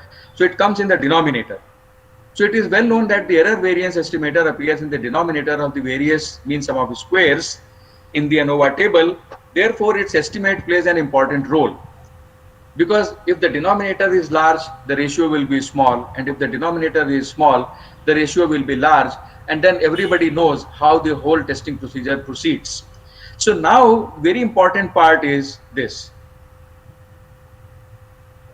I think all of you are aware with the asymmetric loss function. Actually, it was first introduced by 1970 by Varian and Canfield. And after that, a host of work in the last 3 decades, I think since 1980s onwards, so many papers have appeared using different type of loss function. So recently, a lot of work has been done using asymmetric loss function. Why it is called asymmetric and all that, I will come to that also. In the context of, and everything started with in the context of live testing model and reliability estimation. These are some of the very important papers. Of course, this is not the complete list. That is why we say that it is sufficient but not complete. Several authors such as Canfield, Zellner paper is the path-breaking paper, Zellner 1986, JASA, Basu Ibrahimi 1991, JSPI. These are the 2 papers which changed my direction of research completely. And after that, actually, I got interested after this Basu and Ibrahimi paper, where actually he starts with a classical example of the disaster of this Space Shuttle Challenger. Why Space Shuttle Challenger mission was failed. This was a big blow to NASA, and they wanted to conduct a study on that. And in 1991 paper, Basu and Ibrahimi JSPI paper, they have mentioned that how they have underestimated or underestimated the solid fuel of the booster rocket.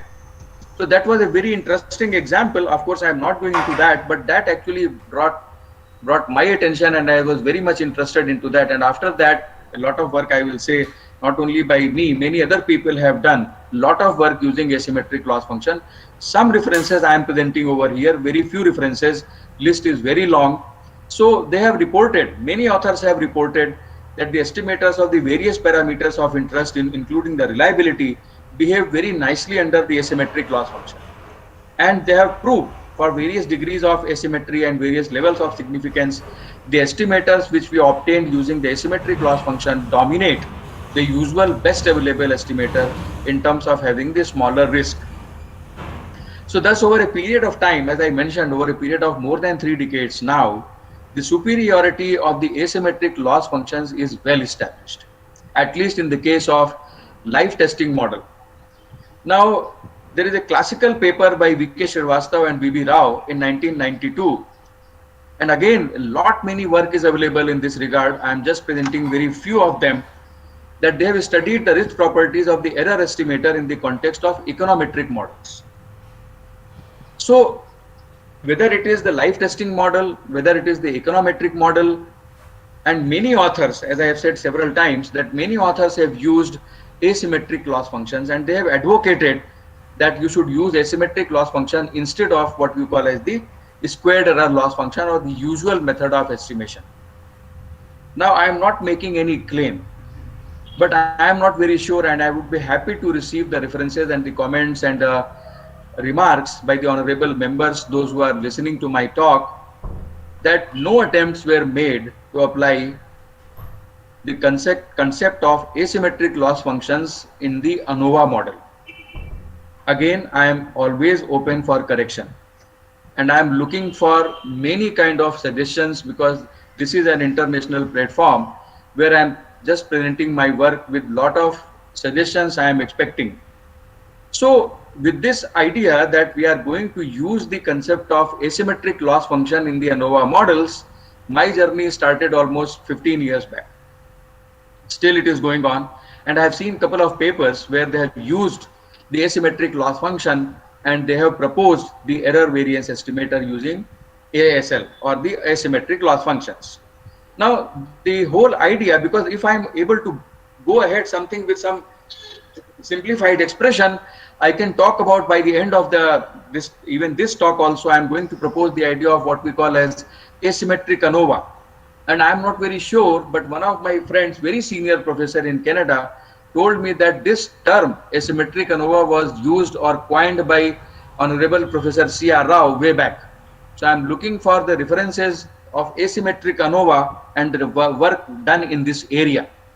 So with this remark, I just want to come to the idea of that, as I already mentioned, that the asymmetric loss functions were used successfully in live testing models, econometric models, and this led to the motivation of applying ASL to ANOVA model. So now, these are just very few references. Myself and one of my PhD students, we worked a little bit about, and this paper was published in Communication, and this is in GISA. So we have studied the risk properties of the various variance estimators using asymmetric loss function. So how we are going to proceed? Okay. So consider a clinical trial to assess the effect of drug, diet and exercise on certain disease or your health. The trial is being conducted in say phase 3, as our other speakers have also said, on a large number of subjects. The researchers may be interested in getting an answer to the question that is there any difference between the diets or between the different types of drugs or even different types of exercises. This is just for me ABC. We can relabel ABC and we can propose the testing procedure without loss of generality. If I am discussing for say exercise, I can talk about the drug and diet also in the similar manner. So I can test the hypothesis that is there any difference between different diets, or it could be the other two factors also. As I said, the concern may be to test the differences between the drugs or exercises. Since the different types of diets may be very large and it may not be possible to conduct such a study by taking, so we just take a sample of outputs of all the different diets, and therefore keeping this and other factors or the related problem in the mind, a random experiment is performed, and the sample observations which you get can be very well represented by a three-way layout designating diet as a factor A, exercise as the factor B, and drugs as the factor C. And as I have already mentioned, that there may be interactions present in any two of these factors, that is drug and diet, drug and exercise, or diet and exercise. So these interaction effects are now may be present or may not be present mathematically. This is what we have to make sure whether these interaction effects we have to incorporate in our model or not. And that is what in this sense we call it as a completely or an incompletely specified random model.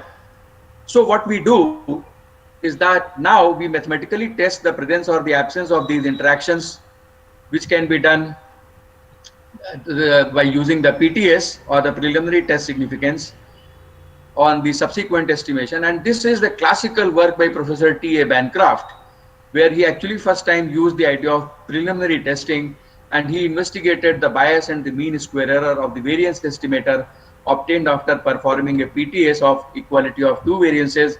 Such studies were later considered by Srivastava and Bozevich, Srivastava and Gupta, Gupta and Srivastava in 1969 for the fixed effect model. I wish to mention that Srivastava and Bozevich is my late father, Professor C.R. Ram Srivastava, who worked in this area in America under the professorship of Professor T.A. Bancroft, and later on he introduced all these ideas after coming back to India here.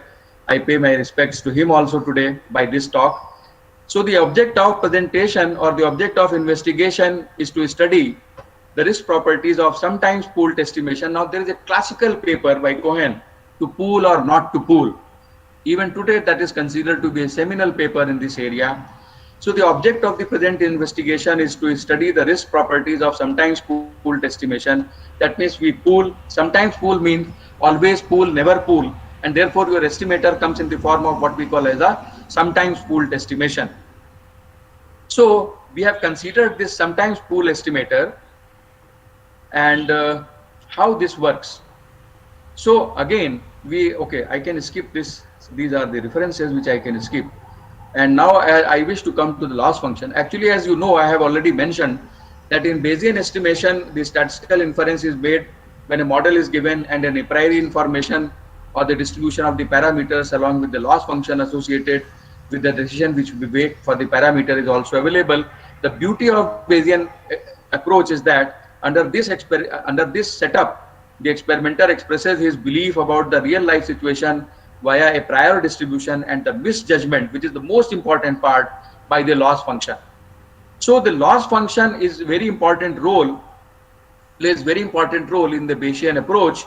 And as I mentioned, that if you have the situation where overestimation is more more penalizing situation, that if overestimation is more harmful than the underestimations, the similar situation can be in the case of dose administration, particularly when we talk about giving the doses particularly in the clinical trial phase 1, when the major concern is to talk about the safety of the patient. So in that case, it is very, very important that it should not be overestimated. Similarly, the dose should not be underestimated if you want to cure a particular ailment or a disease. If you want to give the treatment, it should not be underestimated or something like that. But a squared error loss function, as you see, that gives equal weightage to the overestimation as well as to the underestimation.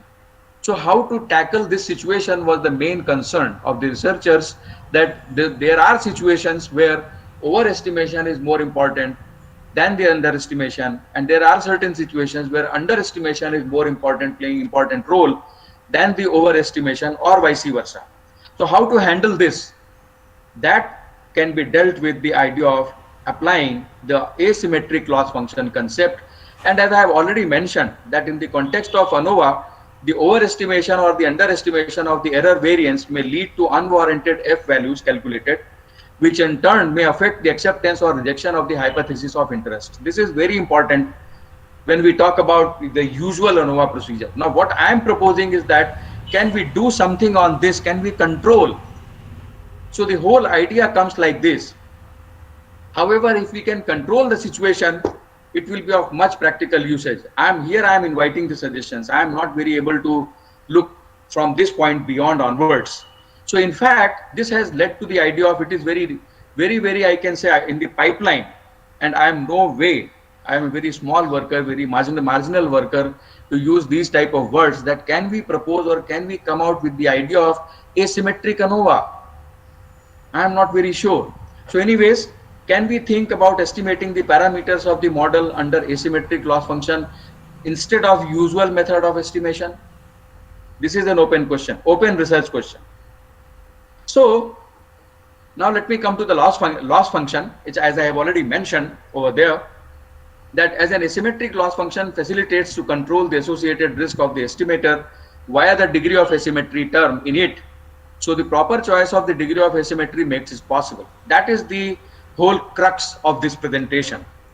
That if I am using asymmetric loss function, there is a small term which we call as the degree of asymmetry, and that will appear in the risk expressions. And by controlling that degree of asymmetry, hopefully we can control the risk, so-called variance. So everybody knows that this is the well-known asymmetric loss function given by equation 1.1. So of course, I am not going to talk much about this. And the most important part, which everybody knows, is something like this, is that the sign and the magnitude of the degree of asymmetry represents the direction and the degree of asymmetry respectively. That means overestimation or underestimation or vice versa.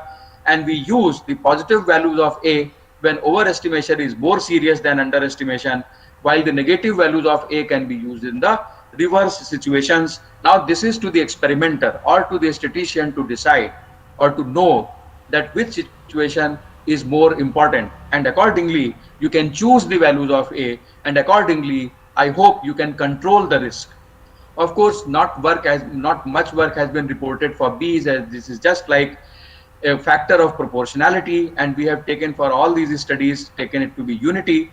The values of A close to 0, if I take, then of course asymmetric loss function behaves as just like a squared error loss function. So I can say that squared error loss function is more general compared to the squared error loss function. And now let me report at this point of time also that the research work has proceeded ahead also of the asymmetric loss function. People are talking about the general entropy loss function nowadays, and there's a classical paper by Calibri and Pulisin in 1992 in communications, and we have also used in subsequent research the idea of general entropy loss function, of course, which I am not covering over here, which I am not presenting over here. I am just taking the idea of asymmetric loss function given by 1.1. So now I come to the mathematical model. As I mentioned in my introductory slide, that I will introduce, and then I'll come to the statement of problem, and then I'll propose the model. So this model is very popular and very common. You must be knowing about it, nothing new. Let YIJKL denote the ith response for the kth level of drug obtained because of the jth type of diet if ith level of exercise is practiced. Now this completely transforms a real life situation into a mathematical model.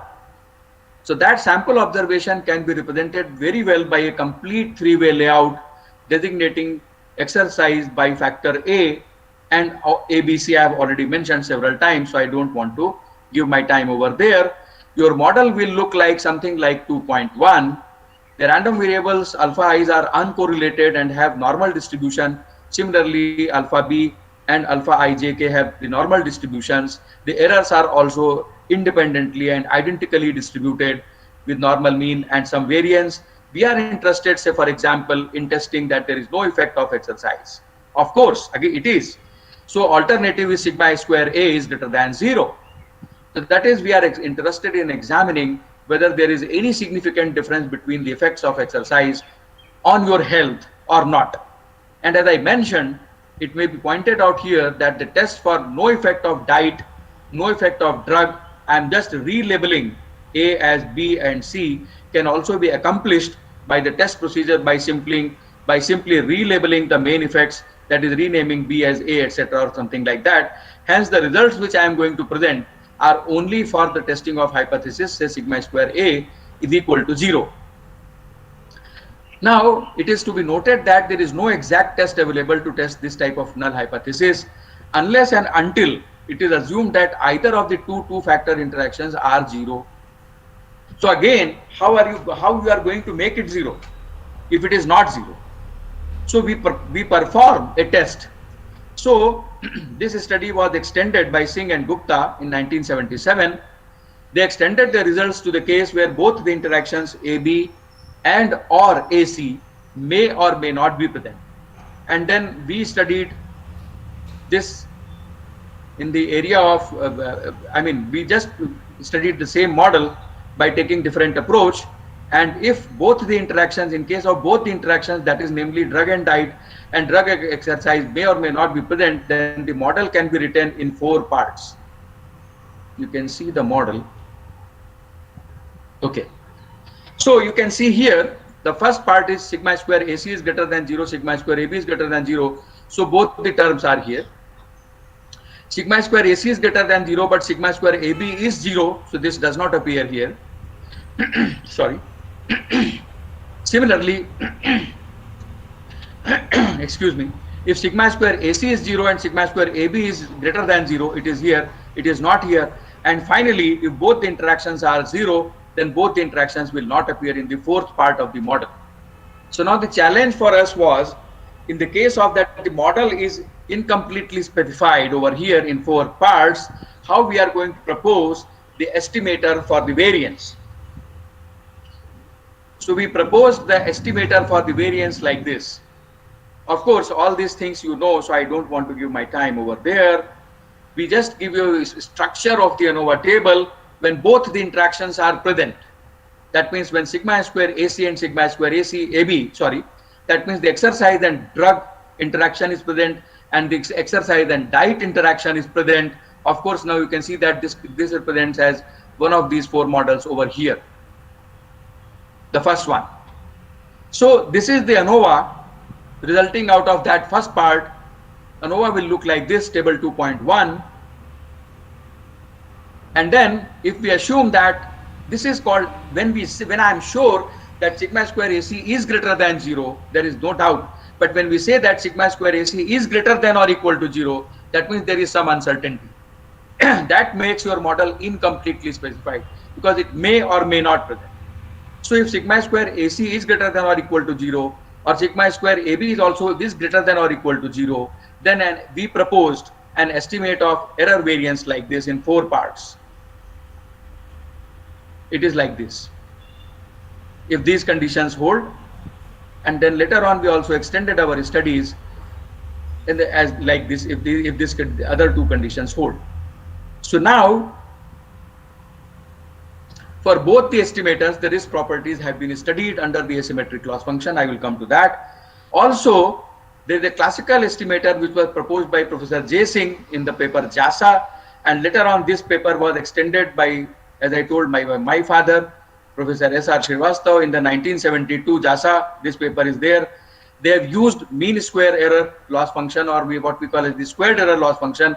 So once we propose our estimator, I have compared my estimator with these 2 estimators also, again using the asymmetric loss functions. So we studied the risks of these VSP3 and VSP4 using ASL, which was not done by JASA paper, which we have proposed a very small step from our side. So we have studied the risk properties of all these estimators. And of course, as I mentioned, that the expressions are not so simple, or expressions are not so easily manageable. The final expression for the risk of our estimator runs in, I think, 3 to 4 pages, which is published in GSA from Pune. So the whole idea is that, of course, we performed a lot of studies by choosing several values of the uncertainties and the several values of the parameters, and we have seen that in certain ranges of the degrees of freedom and in the certain ranges of the degrees of asymmetries, our estimator proposed performs better than all the other estimators available in the literature, with the proper choice of the degree of asymmetry and the proper choice of level of significance. So these are some of the discussions based on these 3-4 papers which are published in various journals. Sorry, I have given the reference of all these papers in by the end of this. So these are some of the discussions where, of course, we have seen that in which situation which type of degree of asymmetry values should be recommended. So we have selected positive as well as negative values of the degree of asymmetry, and we have taken several level of significance. We have taken different values of the nuisance parameter over a grid of 0.1 to 1, and we have allowed the variations to the nuisance parameters at several ranges, and we have seen for different values our estimator for one uncertainty. Of course, we have compared for the 2 uncertainties also. These are some of these values which we have considered for our comparison purposes, and we have seen that how the values are the level of significance and the degree of asymmetry are to be chosen. So I just wanted to 2-3 minutes are left out, so I don't want to give over time over there, but I just give you an overall conclusion of my 7-8 papers in this area. Overall conclusion is that we can study the risk properties of the various estimators or estimators for the different ANOVA models. Of course, I have taken only ANOVA model 2, and I believe that this field is wide open. It's still many work is possible, and lot of work is still pending, because I have just taken only one model. And ANOVA models and incompletely specified model or completely specified model is the whole area of research. So I am just saying, I am not making any tall claim, but I am saying that this is a very open research area where a lot of work is possible. I just want to say 2-3 sentences as what we have found. I am not very sure what others will find. But overall conclusion is that we can study the risk properties of various estimators for different ANOVA models by choosing appropriate values of the level of significance and appropriate degree of asymmetry.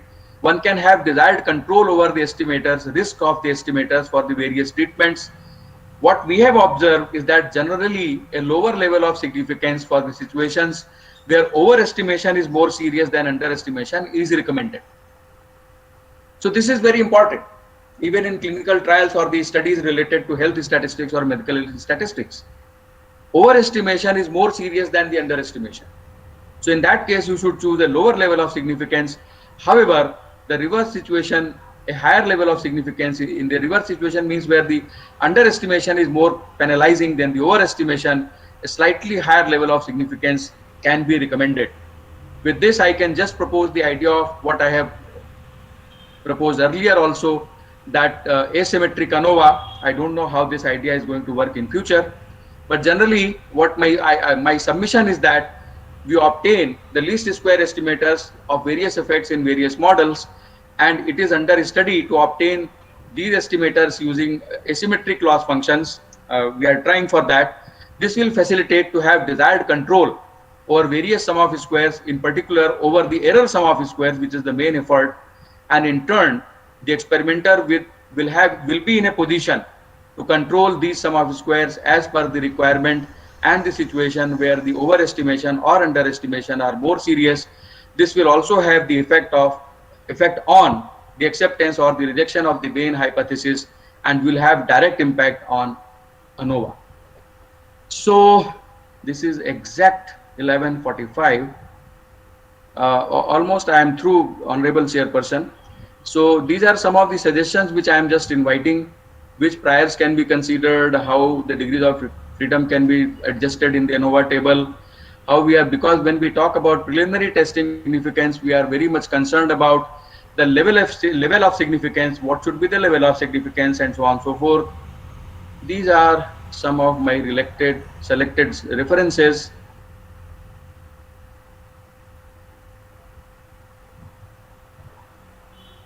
And before I end, I just want to go to this slide where I wish to say that statistics is like a lighthouse. Many people are misusing statistics. Already Professor Dwivedi has told so many things about the popularity of statistics, so I am not going to talk on that. But we are the persons who can show the correct or the right direction for all those who are not finding the right way for their analysis. With this, thank you all for your attention.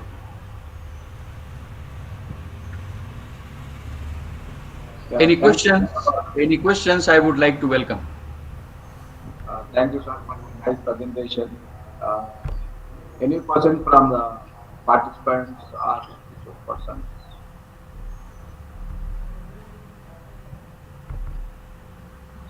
Okay. Thank you, sir. Thank you for your nice presentation. Biostatistics for your clinical trials. So, a series of lectures today from morning, M.B. Rao and Saranand and yourself. I think that yours is also very good in biostatistics that area only.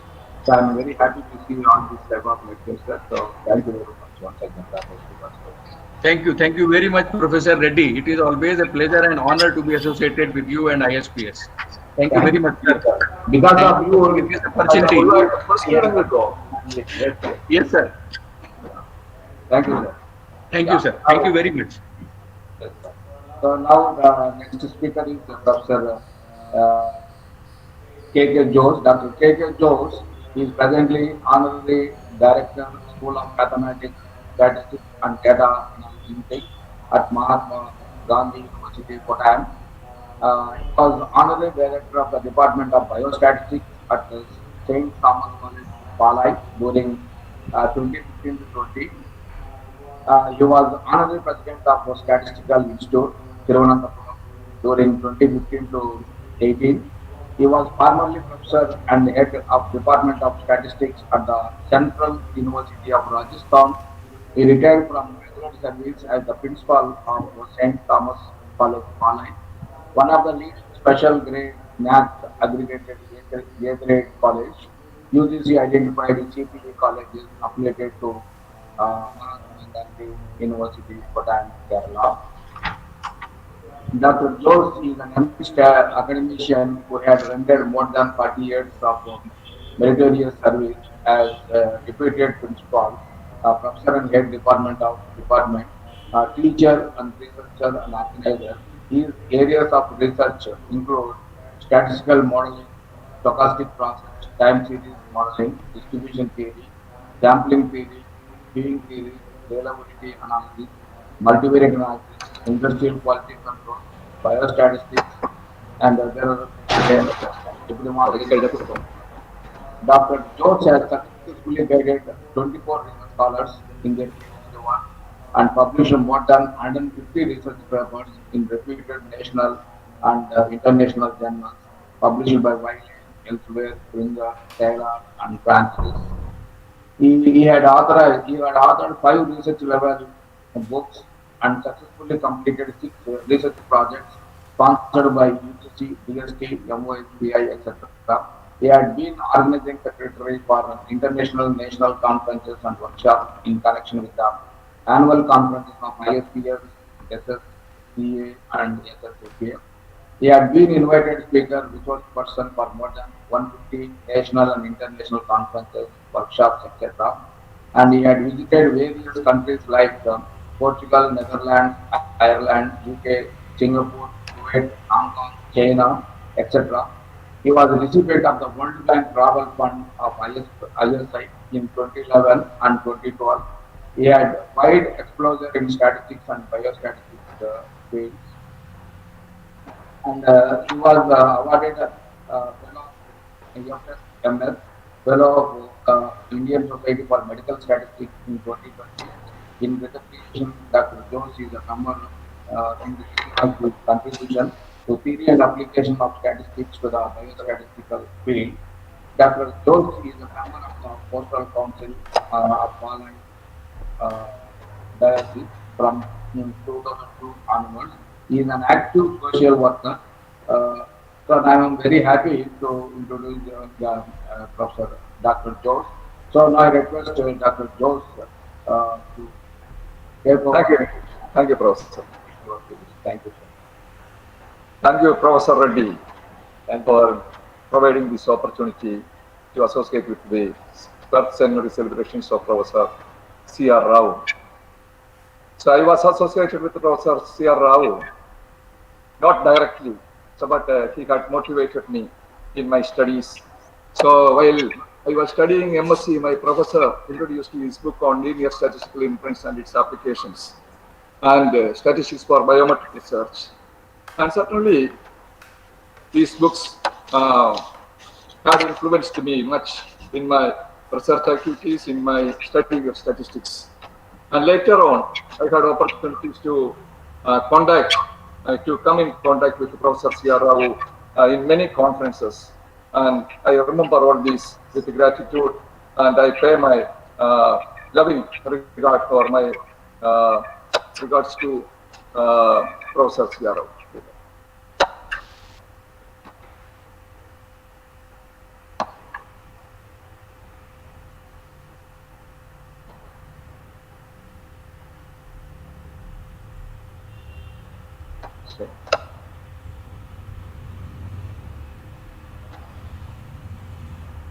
My sharing is coming.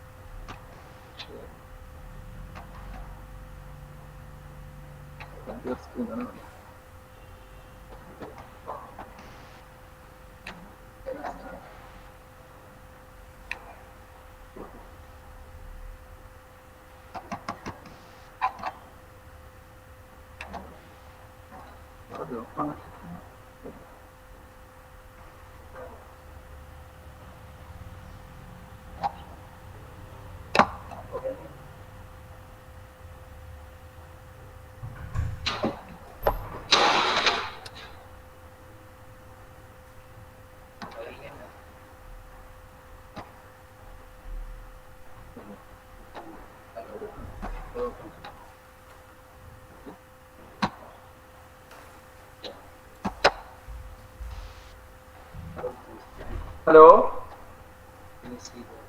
Hello, Professor Reddy. Yes, sir. It is viewable, bros.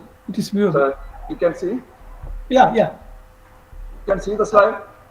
Yeah, it is. You can see. Yeah, now it's visible.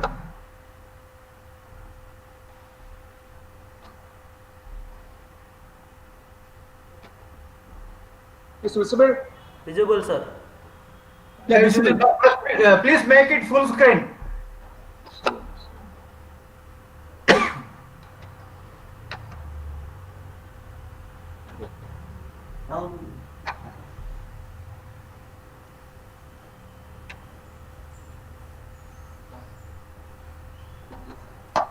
Please make the screen bigger.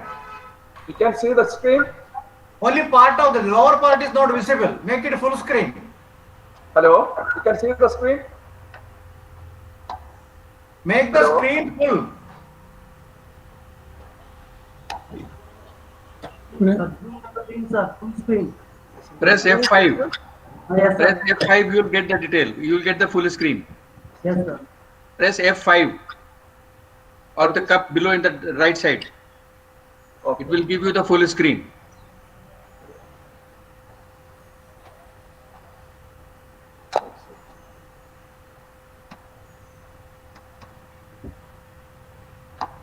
You can see the screen.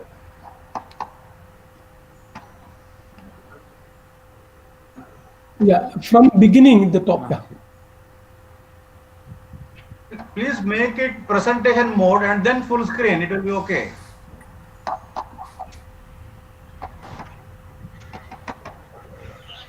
Yes, yes.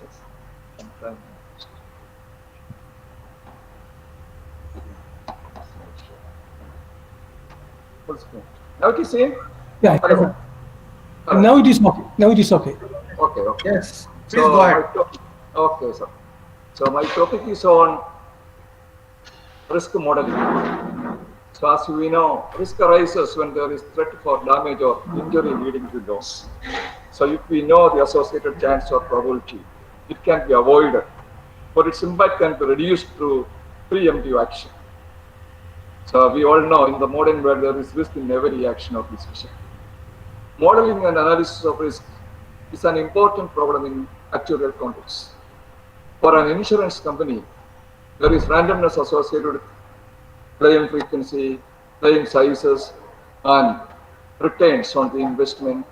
Similar is the case with the stock markets. So for them also, so for those making investments, risk is a main factor of risk.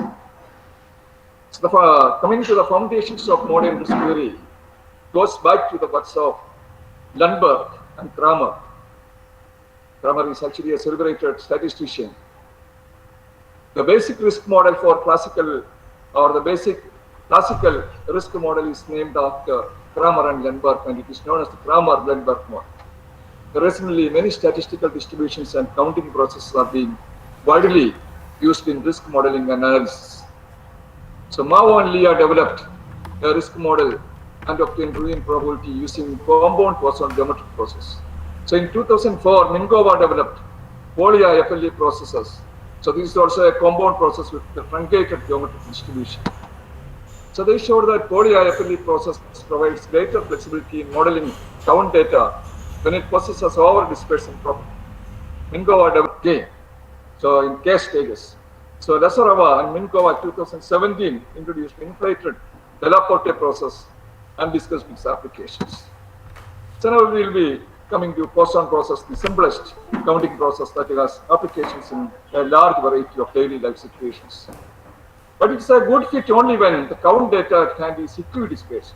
So we know equidispersion means equality of mean and variance. So it is found that for many count data, the sample variance is smaller or greater than the sample mean. It is known as under-dispersion or over-dispersion. When the mean is greater than variance, it is under-dispersion. When the mean is or the variance is larger, then it is called over-dispersion. And this actually motivated researchers to develop alternate models accommodating all these equidispersion, under-dispersion, and over-dispersion. And coming to a little bit the basic theory of compound distributions. Compound Poisson process is a generalization of Poisson process. It is obtained by compounding a suitable distribution. Compounding is achieved by taking random sums. So if you are having a sum that is actually the insurance claim, so during a month or during an year, that is actually some x1 plus x2 plus etc. some x nt, where nt is something like a stochastic process and nd is not known to us. So that is actually why it is a random sum. It has wide applications in risk modeling, insurance, actuarial science, accidents, transportation, ecology, telecommunications, etc. The compound person process, the advantage with the common person process is that it allows or ensures better distribution for opportunities for clustering of events. So now just a basic theory of compound process. So you consider a person process sequence ND with intensity parameter lambda. Then associated with each event of the process, there is a random variable y or y1, y2, etc., which are assumed to be independent and ideally distributed. Then Zt equal to sigma k equal to 1 to nd yk is called compound Poisson process. So compound Poisson processes are applied in insurance and actuarial sciences. Let NTB the number of deaths or claims during an interval 0 to t, and YKB the amounts claimed randomly. Then Zt is the total amount claimed during that time period 0 to t. And usual methodology is actually to make use of the probability generating function, and the derivations are very common and we all know. And we will be getting the generating function of the compound model as e raised to minus lambda into 1 minus hs, where hs is the PDF of the YIs. So now we will be coming to poly-IFLE process. So in the case of poly-IFLE process developed by Minkova, a compound process is a compound process with the geometric compounding distribution. So in that case, the compounding counting process is called a poly-IFLE process, where we use the acronym say PAP. So you consider NT. So sequence NT, that is a counting process. So NT is equal to the number of arrivals in the interval 0 to t. Let x1 etc. be independent, identically distributed integer valued random variables. Suppose that NT is given by the sum NT equal to x1 plus x2 plus etc. some x n1t, where n1t is a homogeneous Poisson process with an intensity parameter lambda greater than 0, independent of sequence xi's. Then the process is defined as a compound Poisson process. And suppose that x1 etc. are geometrically distributed with the parameter 1 minus rho, so that the probability function is probability x equal to I is equal to rho raised to I minus 1 into 1 minus rho. So which is the geometric distribution with the parameter we can say 1 minus rho. So then the probability mass function we can obtain. Then the probability generating function is psi1 is equal to 1 minus rho into s by 1 minus rho s. These are all very classical simple results. And then the probability generating function for NT, that is the counting process, can be obtained as e raised to minus lambda t into 1 minus psi1s. So based on the above considerations, it is easy to see that NT, which is the number of arrivals in the interval 0 to t, is a poly-IFLE process, and its parameters are lambda t and rho. And this we denote by NT following this one, and the probability generating function we can obtain very easily from the probability. The probability mass function can be obtained from the probability generating function in a compact form as follows. So now, usually this counting process we can define in different perspectives. So the very simplest or the very common definition is this: a counting process is said to be a poly-IFLE process with parameters lambda and rho. So just like the Poisson process, it starts with n0 equal to 0, that is, it has what number of persons at time 0, that is equal to 0. NT is a process with independent intervals. For each t greater than 0, the number of arrivals NT in any interval of length t is distributed as poly-IFLE distribution, which is described in Johnson and Port's book. So to express the fact that a counting process is a poly-IFLE process with parameters lambda and rho, use this notation lambda. And if rho equal to 0, then actually reduces to the homogeneous Poisson process, the classical Poisson process. And here, for the new process, so we have the mean and variance as expectation of NT equal to lambda t divided by 1 minus rho. So you can see the change. Then the variance, that is lambda t into 1 rho divided by 1 minus rho square. So suppose you are having rho equal to 0, then it actually reduces to the classical Poisson process. So that is the simplest. So the Fisher's index for variability, that is actually variance of NT by expectation of NT, that is going to be 1 plus 0 divided by 1 minus rho, which is greater than 1. So what we can say is it can be used for modeling over this space data. So therefore, not only Poisson process is a particular case of poly-IFLE process. For rho not equal to 0, it actually gives more flexibility in modeling count data than the standard Poisson process. Now, this can also be viewed as a renewal process, a delayed renewal process. You know, the delayed renewal process, for that, the first one, that is actually the T1, the time for the first arrival, is separately is not identically distributed as the consecutive inter-arrival times, T2, T3, etc. So suppose that T1, T2, etc. are mutually independent random variables. And assume that T1 is exponentially distributed with parameter lambda. Then T2, T3, etc. are exponentially distributed with, say, some other parameter, or exponentially distributed with mass rho h0. That is actually, there is a discrete component also, that is it starts, may be equal to 0 in certain cases, which is denoted by T2. So which is usually referred to as exponentially tailed distributions. And in that case, you have T2T, that is actually 1 minus rho into e raised to minus lambda t, and we can verify these results. So this way, we can define this process as something like a delayed renewal process.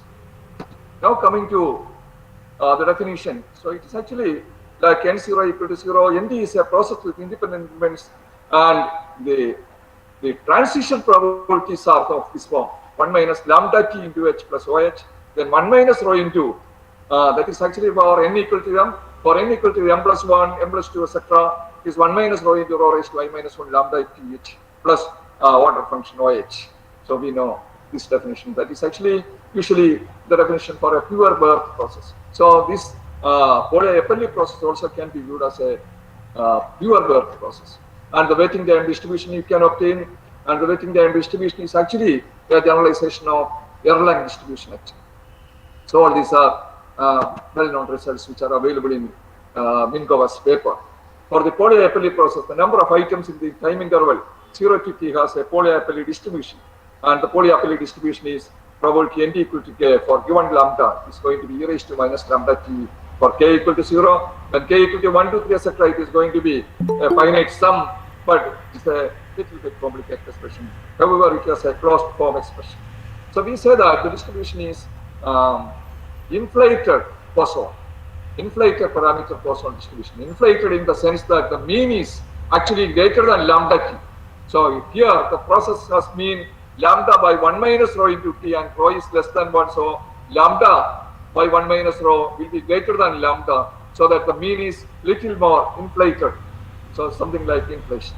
The time until the first epoch T1 and interval times T2, T3, etc. are mutually independent random variables. T1 is exponentially distributed, so we have already made that assumption. T2, T3, etc. are identically distributed, but it is differently distributed actually. So now we will be coming to the probability distribution function also can be obtained. The means, this means that I claims can arrive simultaneously with the probability rho raised to I minus 1 for I equal to 1, 2, 3, etc. Now we will be coming to the concept of mixture distribution. That is also another concept which is widely used in this count modeling or this risk modeling. Starting from a parametric distribution of a random variable with unknown parameter, we may obtain a new family of distributions where we allow the parameter to be a random variable. So it has got a cumulative distribution function or CDF. Then the unconditional distribution of the parameter is said to be a mixture distribution, and the distribution of the parameter is called the mixing distribution. And we will be getting alternative models to offer more flexibility. So these are also some common techniques which are used in count modeling, which are used in risk modeling. So now we will be coming to generalization of the polyapelli process, that is actually inflated negative binomial. So instead of our geometric situation, so we are actually shifting to some others. So here we suppose that lambda is the outcome of a random variable, and following the well-known terminology I have explained, the resulting process is a mixed polyapelli process. The probability distribution of lambda is called the mixing distribution, and we will define a generalization of the classical Fourier process as a mixed polyapelli process. And the new generalized Fourier process is called inverted or inflated Fourier process.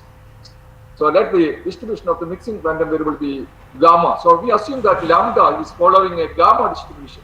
So with the form, the PDF given below. And in that case, we will be getting the probability mass function, something in this form.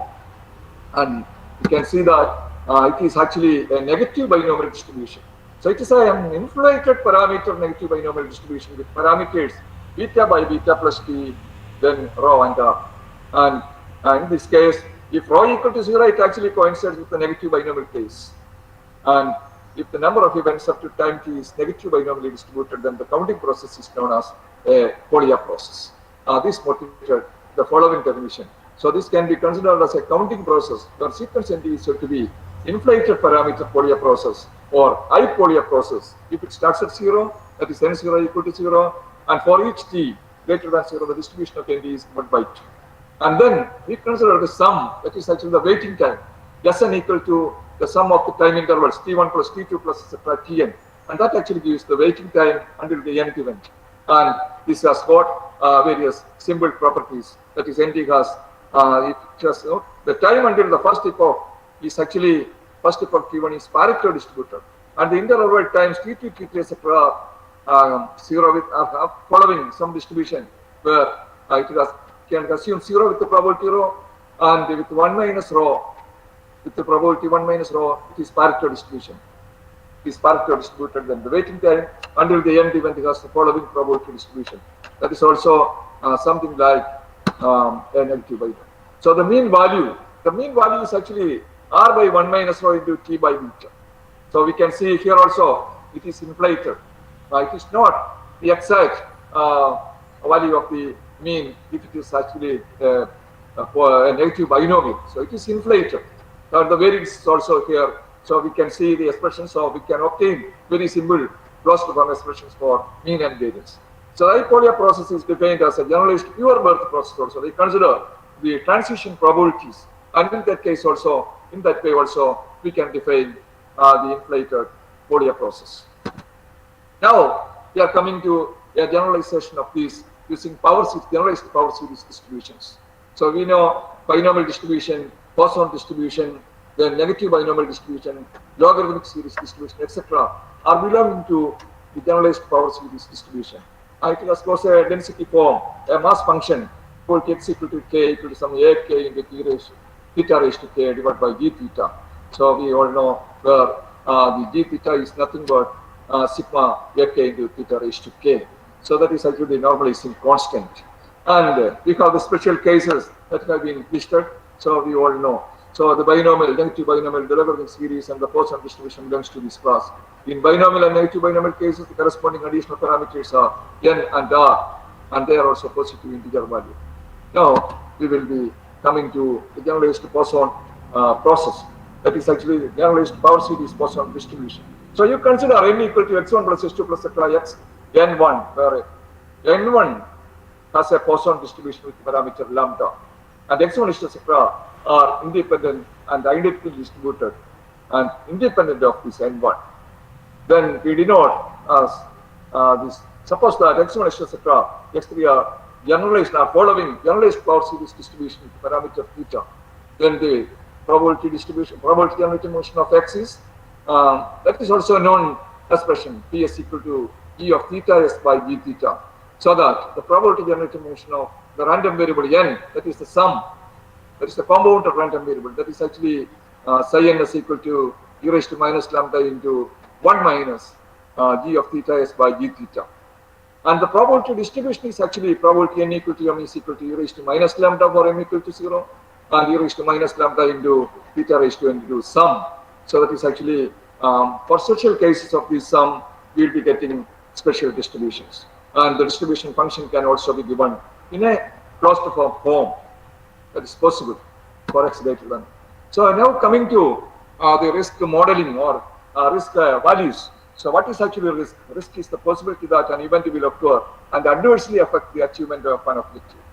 And as far as risk management is concerned, the core competence of a financial distribution. So risk management. So any financial institution, any transportation company, any venture, they have to manage the risk involved in that. Techniques for the measurement of risk are clearly central for the process of managing risk. Risk measures are quantitative tools developed to determine minimum capital reserves that are required to be maintained by the financial institutions in order to ensure their stability. So the commonly used risk measures are value at risk. So value at risk is actually was actually developed by or was introduced by J.P. Morgan in 1994. It measures the risk across the whole institution under one holistic risk measure. So it is the quantile of the distribution of returns for an asset or portfolio. It can also be defined as the predicted worst case loss at a specified confidence level over a certain period of time. It is always specified with a given confidence level alpha.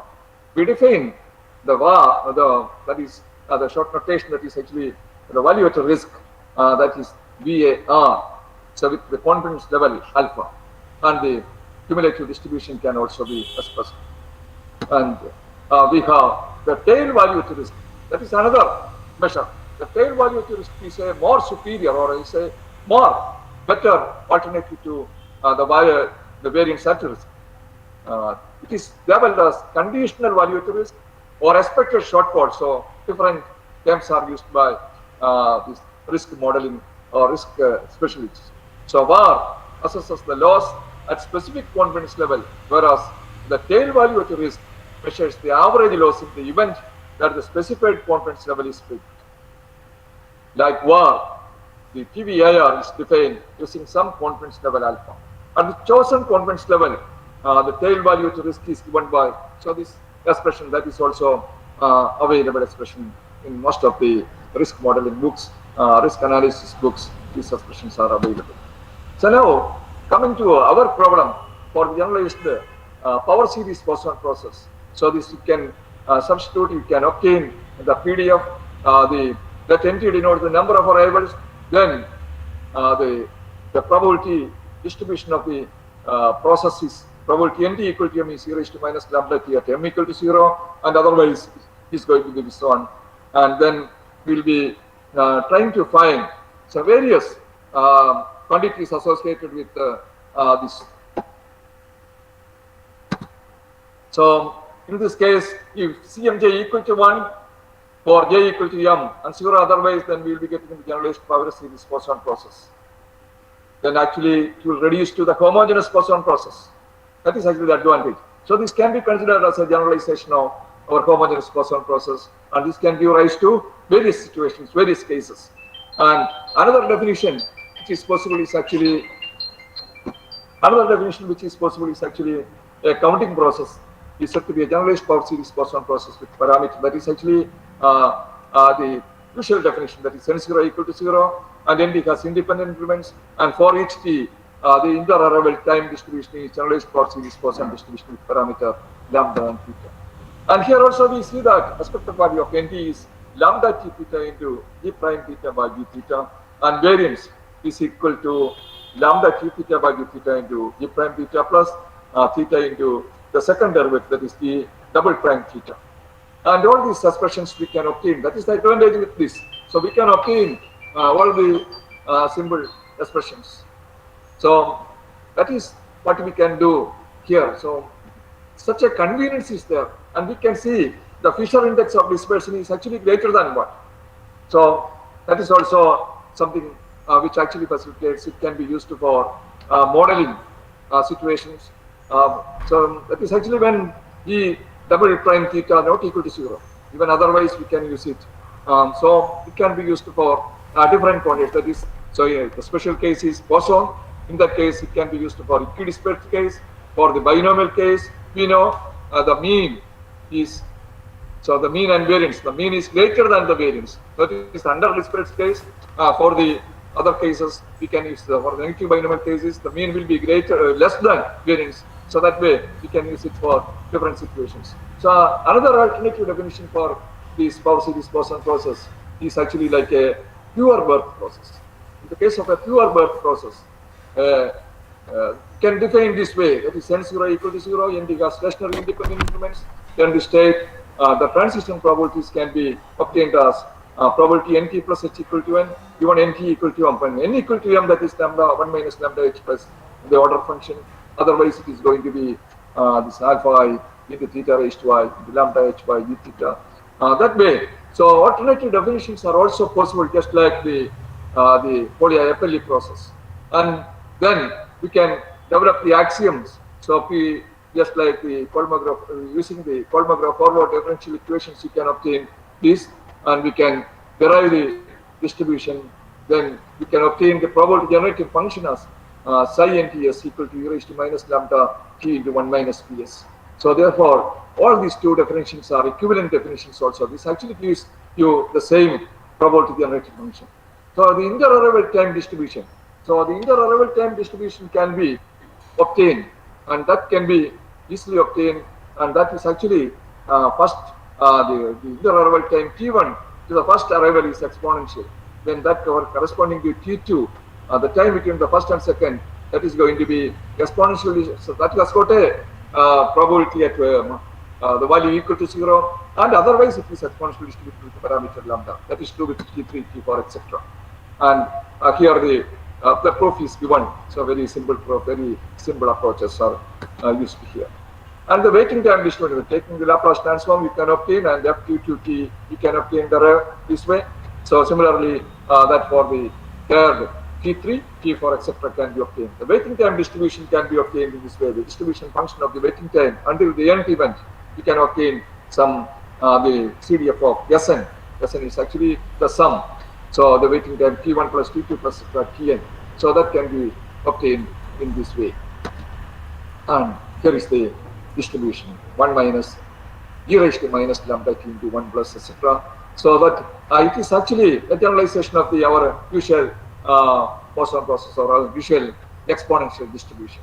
So another is actually, so this has got martingale property also, that is suspected value of mt given the sigma field, that is actually going to be ms. So that is actually valid here. So that the sequence mt, that is going to be a martingale, so which can be used for advanced level inferences. Another application, some applications for the risk model. So here actually we are considering the Kramer-Lenberg model, that is actually xt equal to ct minus sigma 1 to nt zk. That is actually the profit, or that is actually the net premium which the insurance company will be getting, the next amount the insurance company will be getting. Here C is the premium income per unit type, and sequence is like, that is the sequence of IID random variables. So independent of the counting process. Then the claim sizes. So sequence Zk. So Zk, Z1, Z2, etc. are the claim sizes. Ct, that is actually the amount which the insurance company has received. Then Ct minus that is the net balance which the company is getting. That is the net profit, you can say, the net amount for the company. So we consider the risk model where NT is generalized power series Poisson process. So then we will be getting the generalized power series Poisson risk model, and the relative safety loading delta, that is actually a spectral value of xt by that is just to compare.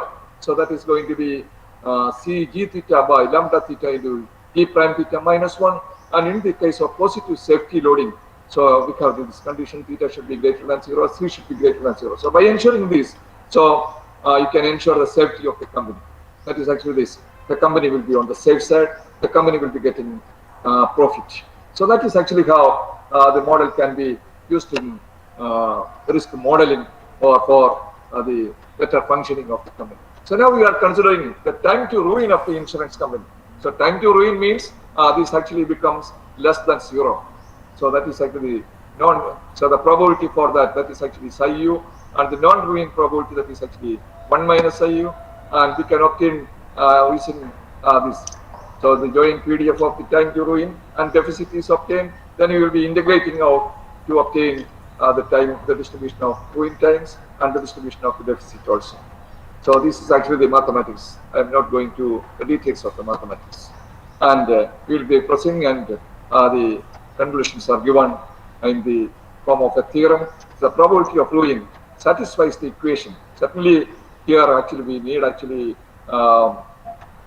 say stochastic differential equations, and the solutions are certainly available through computers. So softwares are available, and we can make use of numerical integrations, numerical approximations, etc.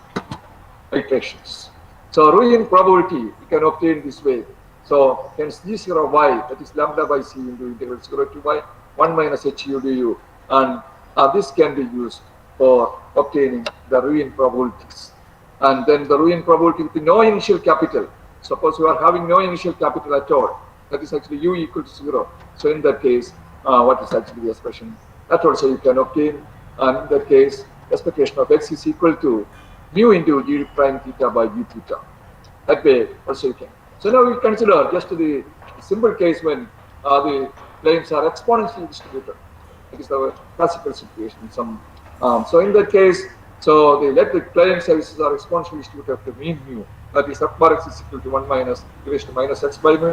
In this case, the density function hx is equal to the derivative of the cumulative distribution, that is the which is actually an Erlang mixture, and then you can obtain the expression in this way. So h bar x, the survival function, can be obtained in an easy form, and then we can obtain g0 y as lambda mu by c into some summation, which can be obtained using iteration, numerical iterations. Actually, it is actually, so this is expressed in terms of an incomplete gamma function. So we can make use of approximations for that. Then another concept that is actually widely used is aggregate loss and claims. Aggregate loss distributions and aggregate claim distributions are widely discussed in insurance literature. So these are actually some of the celebrated textbooks. In this section, we derive the aggregate claims distribution from generalized power series Poisson process. So we also consider the stop loss moment and stop loss premium. So consider the model xt equal to ct minus sigma 1 I equal to 1 to nt is die, and as before, so here xt denotes the aggregate gain. xt is the aggregate gain for the company or the loss for the company, maybe in some case maybe loss. So sigma I equal to 1 to nt is die, that is the aggregate claims in a time period. In this model nt, the number of claims occurring in that period has generalized power series Poisson distribution.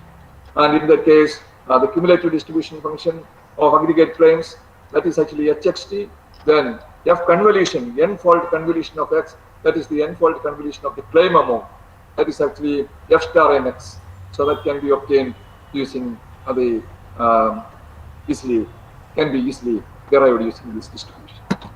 Then we will be getting dxt equal to the cumulative distribution function of xt is given by this one. That also can be obtained in a closed form. And the stop loss moment for any positive order can be obtained using this expression. And so when m equal to 0, we get f, that is the tail function of the aggregate claim amount.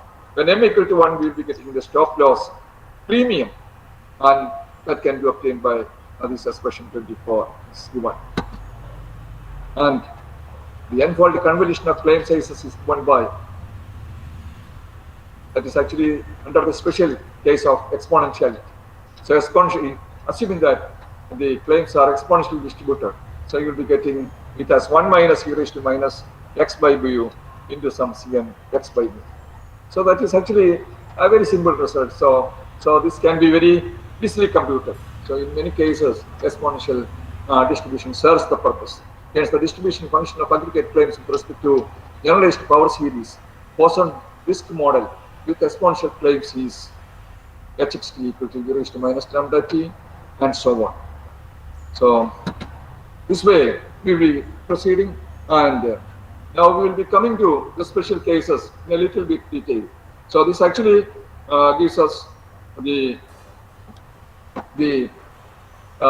particular cases, that is actually, so I have in the very beginning, generalized power series, I know, I have said it actually includes the binomial distribution, it actually includes the Poisson distribution, the negative binomial distribution, logarithm series distribution, geometric distribution, all those. So we are considering the special cases one by one. So in the binomial case, so it is the binomial Poisson process.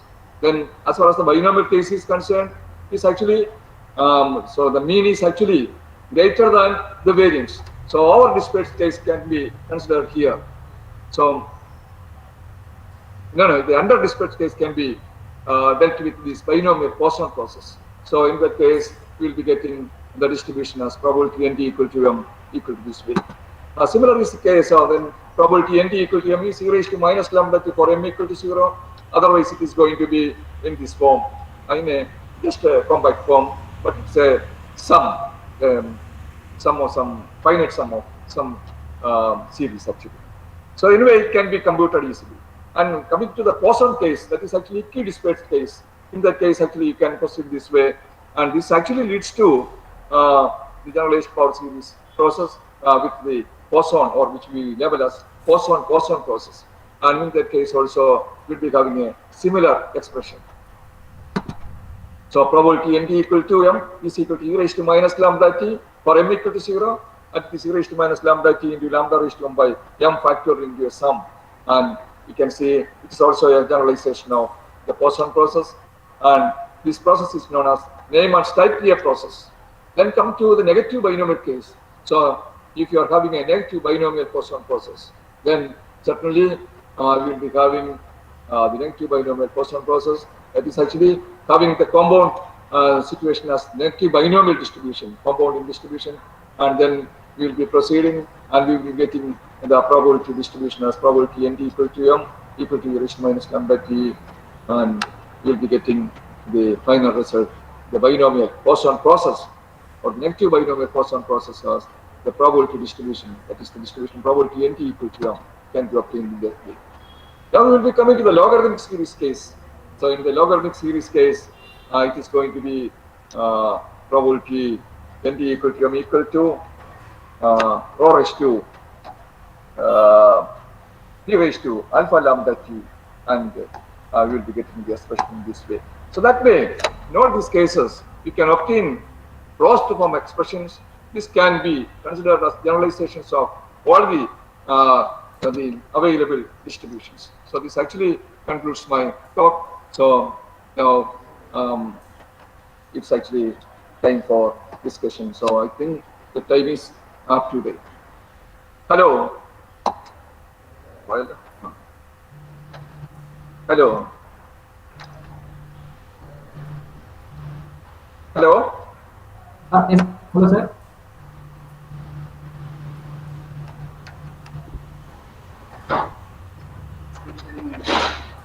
Hello, sir.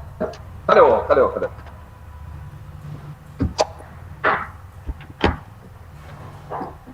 Hello. Yes, sir. Thank you, sir. Thank you for your presentation, sir. What happened? I think it is stuck somewhere. Hello. You can see me? Yeah, Joe sir, please continue. We can hear you, but I have finished actually. So now, hello. hello. Yes, sir. Hello. We can hear you. Yeah. We can hear you, sir. Just come to the finishing point. So now, so this is actually, so the Poisson process. So we have completed. So that is actually the logarithmic series Poisson process. So now, so the references. So these are the references. Thank you.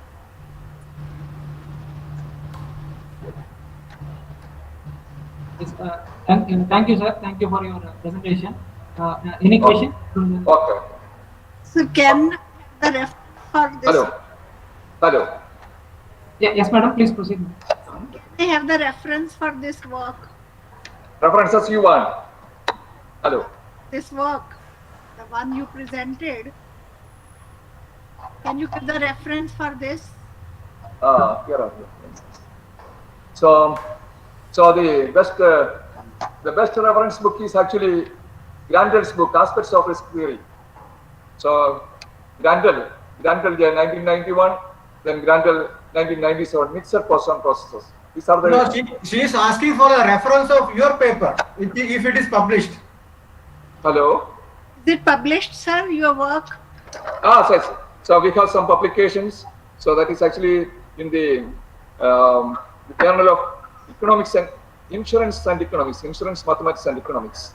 So one paper has been accepted. Then some works are ongoing. Some. Okay. So it's being published in insurance, economics and mathematics. That is accepted actually. This one, huh? Insurance, Mathematics and Economics. Okay. Thank you, sir. Thank you. Nice. Okay. Thank you. Any other questions? Any other comments?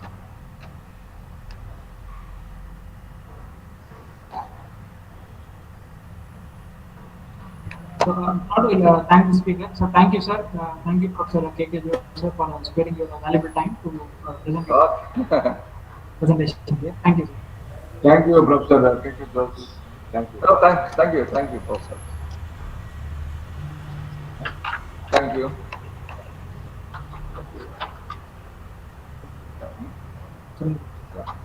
Now it's my pleasure to introduce Professor Surinder Kumar. So he is now presently Professor and Founder Head of Department of Statistics, Baba Bhimrao Ambedkar University, Lucknow. It is a Central University, and he did his MA MSc with the first division in the University of Jammu. Later, he did his PGDCA in computer applications in the first division in Jammu. PhD in statistics from Meerut University, Meerut in the year 1999, and he having 24 years as research experience and teaching experience in having 20 years, and he served as a lecturer in the famous place in Nainital from almost 2000 to 2011 he was there, and later in 2011 he served as an associate professor and founder of that university, another department of statistics and Central University Lucknow, and later he has become professor from 2014 onwards, and he still continues there in the same Baba Saheb Biro Ambedkar University, and he has produced more than 11 PhDs, and there are 4 PhDs on pipeline, and he has also completed 5 MPhil students, and he has published more than 55 research publications in various reputed journals. Uh, and he is having administrative experience as the founder and head Department of Statistics of Lucknow, and Department of Applied Statistics, yeah, there, and director for residential coaching academic in Baba Saheb Bhimrao Ambedkar University, like, from 2019 onwards. So thank you. So I request Dr. Professor Surinder Kumar to present it is his turn to present the paper now. So now I request you Surinder Kumar to take over and present. Very warm good morning, good afternoon to all of you. Is I am audible? Yes, sir. You are audible, sir. Yes, sir. I'm okay. So first, let me to put my presentation. Oh, okay. So first, let me to put my presentation there. Then I will start. Just wait.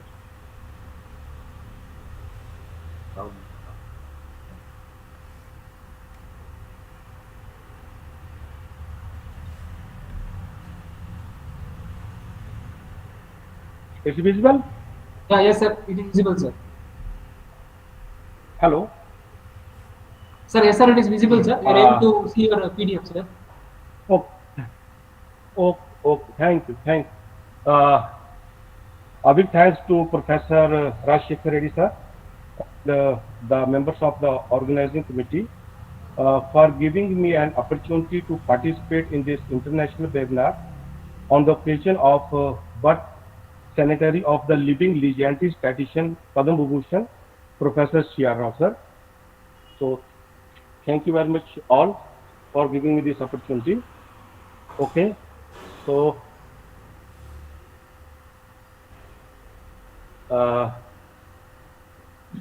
the topic of my talk is on estimating the reliability function of exponential distribution under type 1st, type 2nd, and progressive type 2nd censoring through new approaches.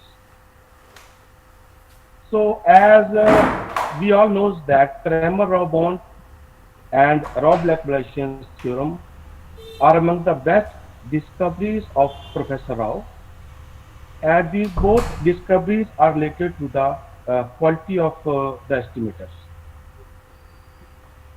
We also know that the estimators with uniformly minimum mean square error. Sir, can you make it as a full presentation, sir? Just. In the YouTube, they are not able to see the videos. Just.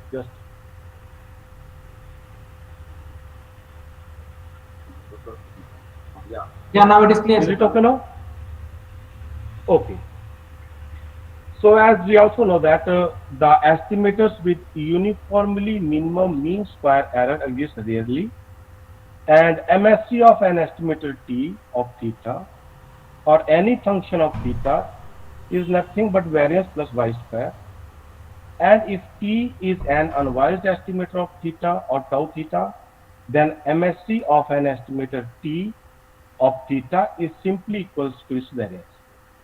Thus, here we have the conclusion that seeking an estimator with uniformly minimum mean square among unbiased estimators is equivalently to seeking an estimator with uniformly minimum variance among the class of unbiased estimators.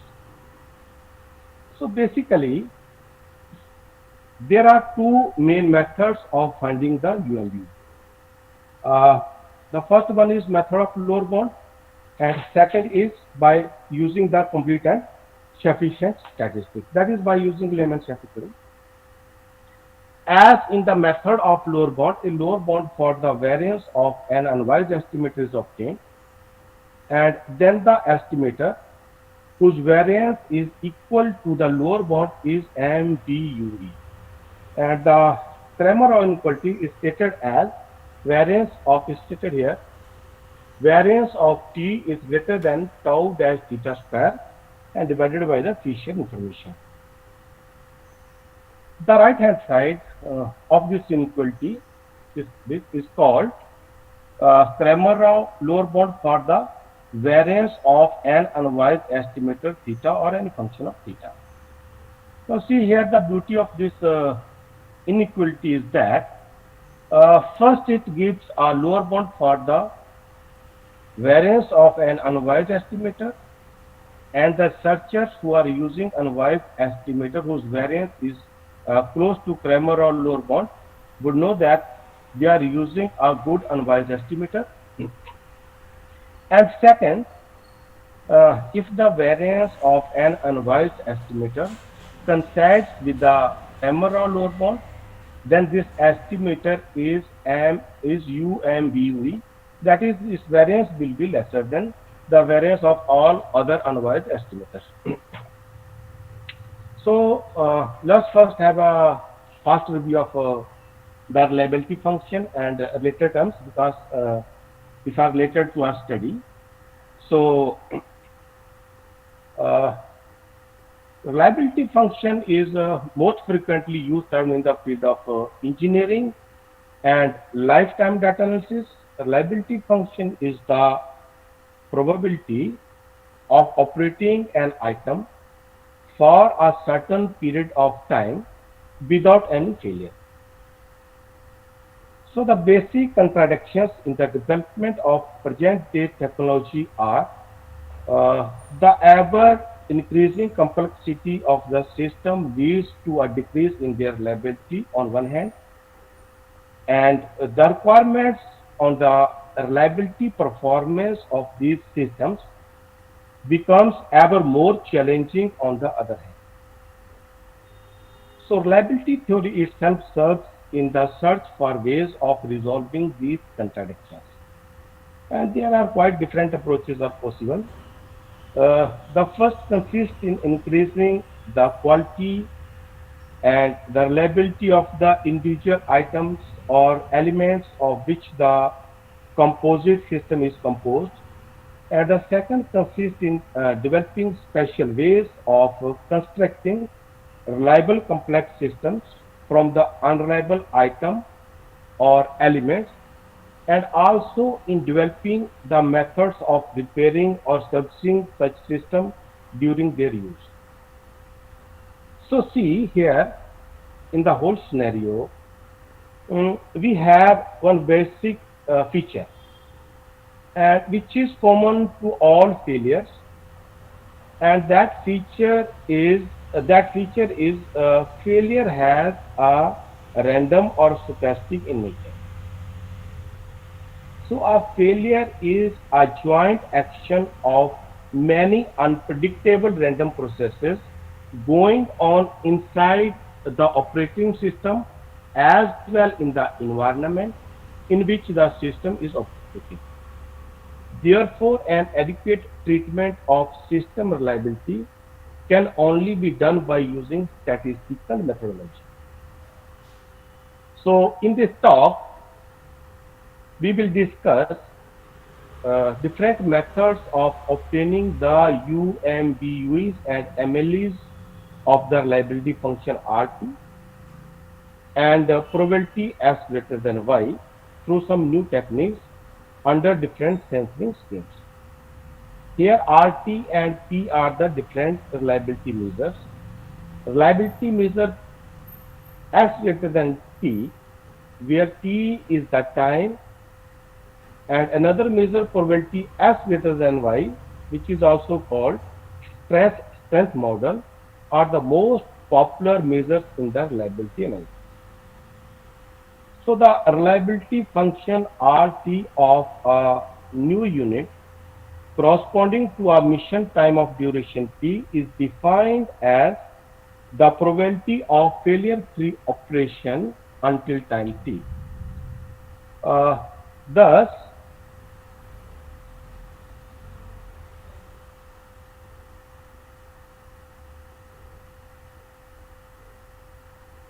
if the random variable x denotes the lifetime of an item or system, then reliability is simply defined as 1 minus ft. And the another measure of reliability under stress strength setup is the probability s greater than y, which represents the reliability of an item or system of random strength x subject to random stress y. So in the simplest term, this stress strength model can be described as the assessment of reliability of a component in terms of random variables x representing stress experienced at the component and y representing the strength of the component available to overcome the stress. So in the simple scenario, if stress exceeds the strength, that is x greater than y, the component would fail, and vice versa. Reliability is then defined as the probability of not failing is probability x less than y. And we know that in reliability theory, the exponential distribution plays a very important role. So first,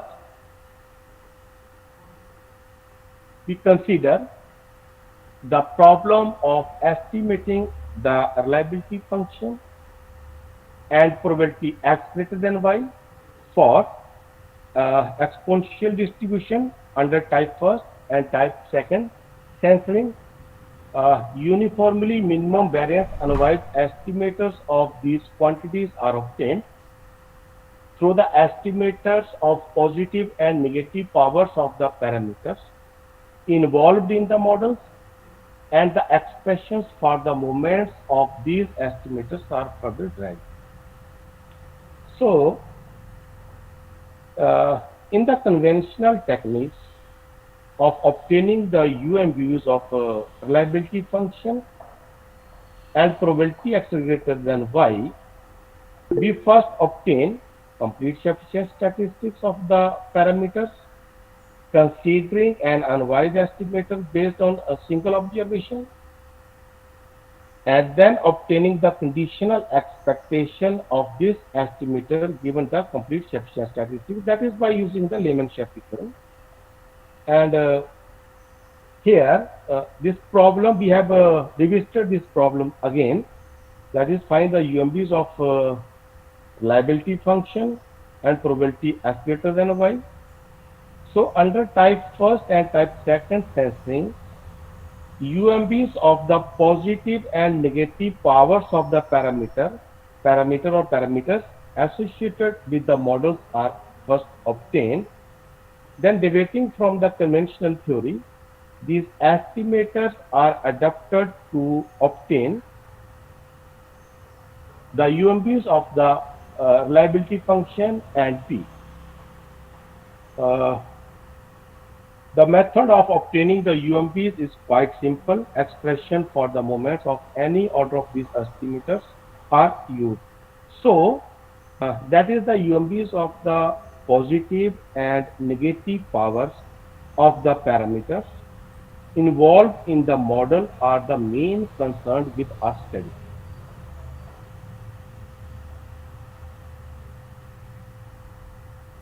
So let Xi be a sequence of independent and identically distributed random variable from one parameter exponential distribution, and PDF is given by 1 upon theta minus e to power minus x upon theta, and the reliability function is simply e to power minus t upon theta. Now let us suppose that Xi and Yj be two mutually independent sequences of IID random variable from the exponential distribution 2.1.1 with parameter lambda and mu, then probability x greater than y is simply obtained from this equation by substituting s minus y equals to b and u equals to s and taking the Jacobian transformation, and after solving that we will get lambda over lambda plus mu. So first of all, we will consider the estimation problem based on type second sensor data, where suppose we put n units from 2.1 on a live test and observations x1, x2 are available. That is, xi is the ith order statistics based on a random sample of size n from 2.1.1, and for a pre-assigned number r, where r is greater than 1 and less than n, the live test is discontinued at the time point at r. That is, the test is concluded after the first r records. Our goal is to obtain the UMB of RT. Similarly, let n units from x and y and m units from y are put on a test, on a live test. Type second censoring is done, and truncation numbers of x and y are r and s respectively. Then we have to obtain the UMBs of p, that is probability x less than y. Similarly, we will take the this problem under type second censoring, type first censoring. Where suppose n items from 2.1.1 are put on a live test, and t naught is the time of termination of the experiment. And suppose r items, which is a random variable, failed before time t naught. We have to obtain the UMB of RT based on r and m. And again, suppose n items or n of x and n items on y are put through a live test, and t naught is the truncation time. And let r items on x and s items on y fail before time t naught. We have to obtain the UMB of p based on r, m and s, n. So, okay, so now let's see how we will obtain these UMBs. So firstly, we will obtain the UMBs of RT and P based on type second censoring. So let us denote the estimator TR, which is equals to summation Xj plus n minus R Xj. So in this, as in this case, type second censoring, we terminate the live test at a pre-decided number of failure time points. That is, here is R. So it's this. So it's the sum of R failure time points, and we have also one another information that there are still n minus R items which are alive. So here it's n minus R into XR, where XR is the last failure time point. Okay, so we know that C. Basu 1964 TR is complete and sufficient for the exponential distribution. And we will see in the next slide that this distribution, the distribution of this TR follows gamma distribution, which belongs to the family of exponential distribution. So it is complete and sufficient. So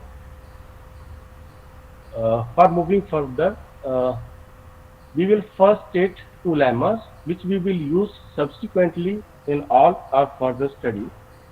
So lemma 2.1 is for any p greater than 0, the UMPs of theta p and theta minus p based on type second sensing are respectively given by theta hat p under type second sensing is equals to gamma r upon gamma r plus p into TRP, and this is equation 2.2.1.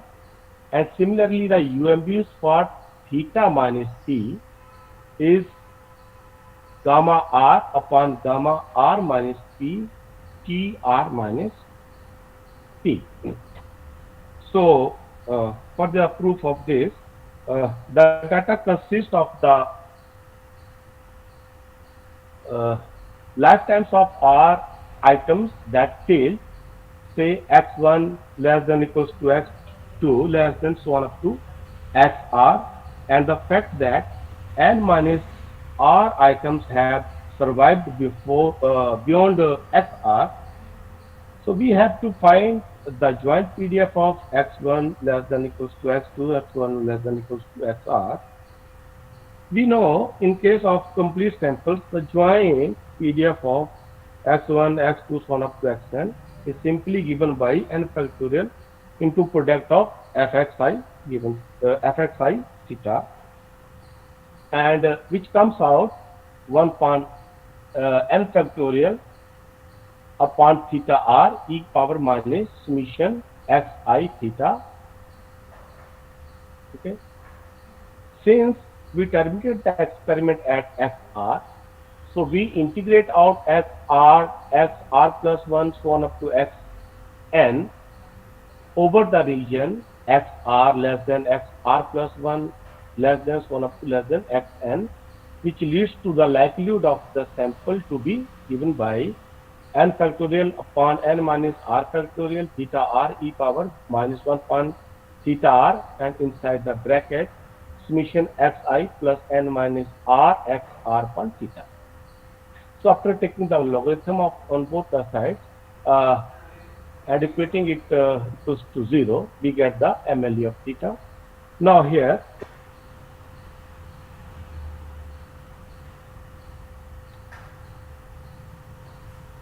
Okay, sir. hello. Hello. Am I audible? Hello. Yes, sir. Hello. Hello. Hello. Hello. Your presentation went off. Hello. Hello. Hello.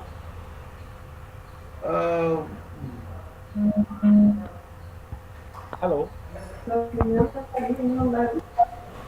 Hello. Hello. Hello. Hello. We can hear you. Hello. Sir, presentation Hello. is not visible, sir. So audible. Venkatesh. Hello. Hello. Hello, Venkatesh.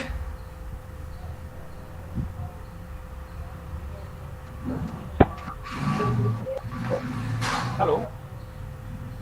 Hello. Hello. Hello. The presentation is not visible, sir. Hello, Venkatesh. Can you hear? Yes, sir. Yeah, Sir, but what is the problem now?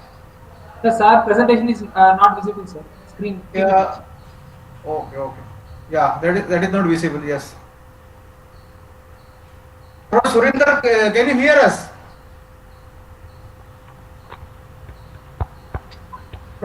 Professor Surinder Kumar, can you hear us? The sir is texting, that is to wait. Yes. I He's think testing. he's offline now. No, but his the green dots are coming. Hello. He joined. He joined.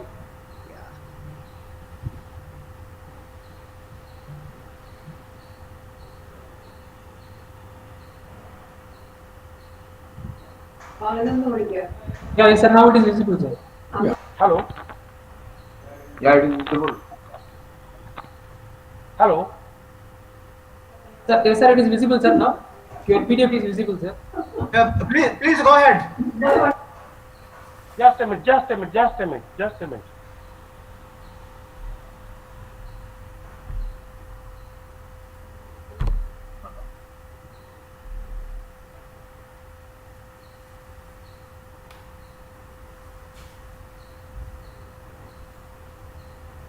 Yes, Kumar. Yeah, it is visible. You can proceed.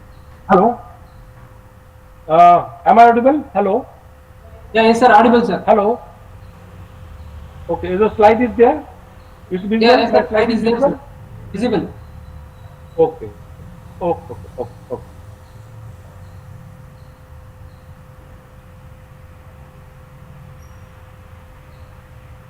Just a minute.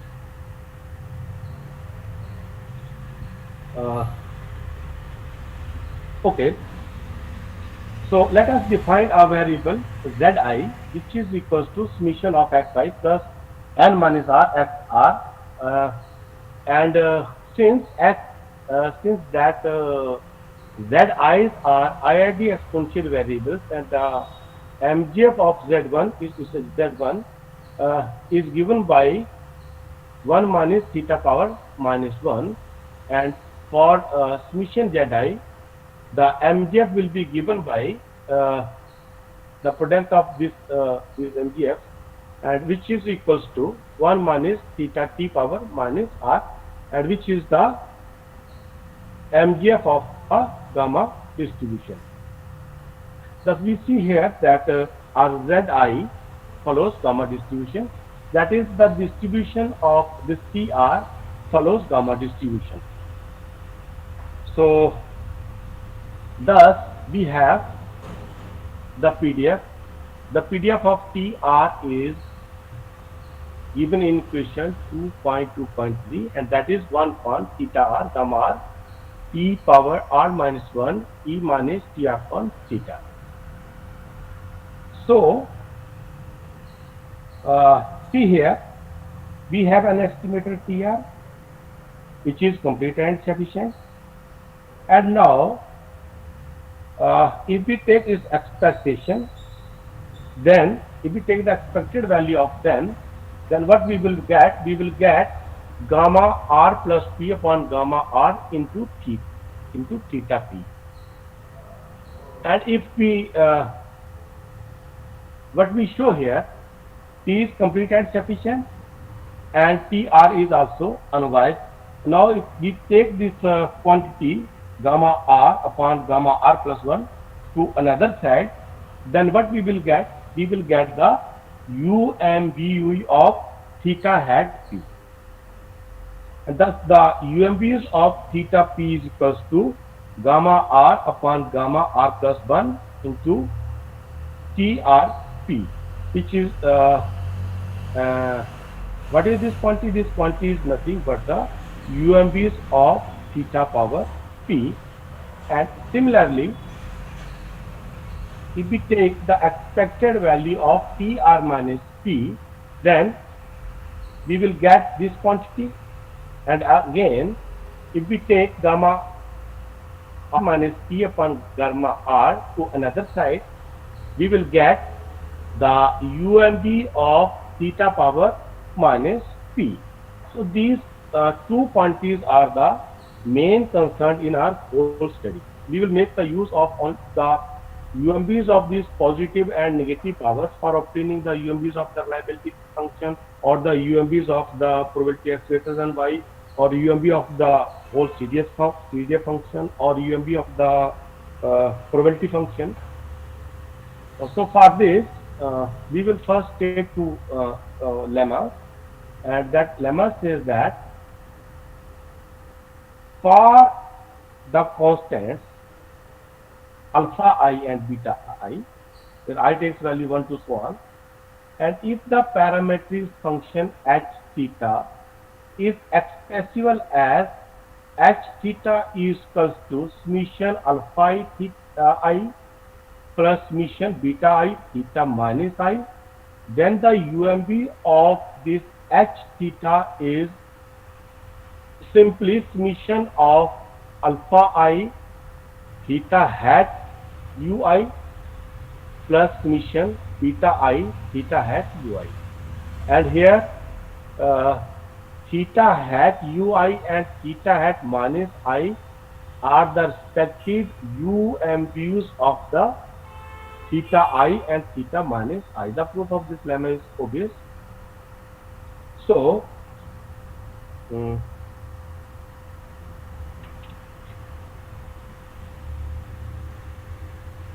in the following theorem, we will now find the UMBU of RT based on type second sensing.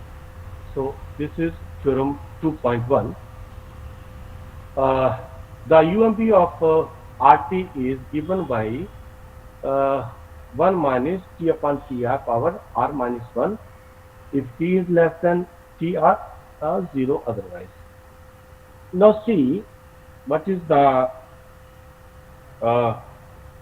reliability function of exponential distribution is e power minus T upon theta, and which can be further expressible in the form of summation, and so we may rewrite RT is equals to summation minus 1 power I theta I T power I upon I factorial. This is equation 2.2.3.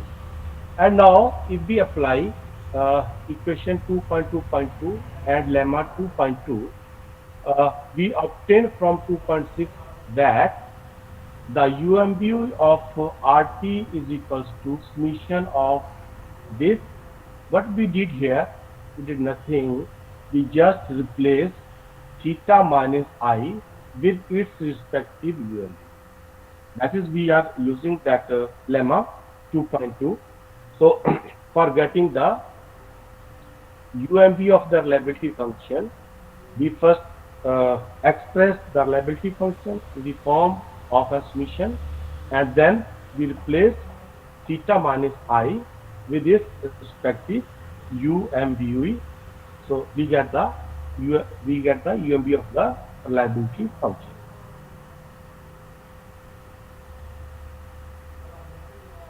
So in the next theorem,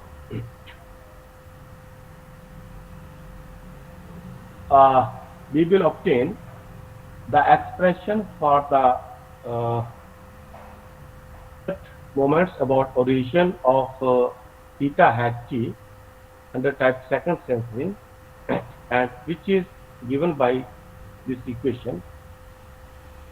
And again, see, if we take the expected value of this, and this equation is equals to it's a big equation. So it follows from theorem 2.1 that expected value of this is given by 1 upon theta r gamma r integral of 1 minus t upon t r to power p r minus 1 into t r power r minus 1 e to power this. And now if we substitute here this 1 minus t upon tr equals to y, then we will get this equation simply.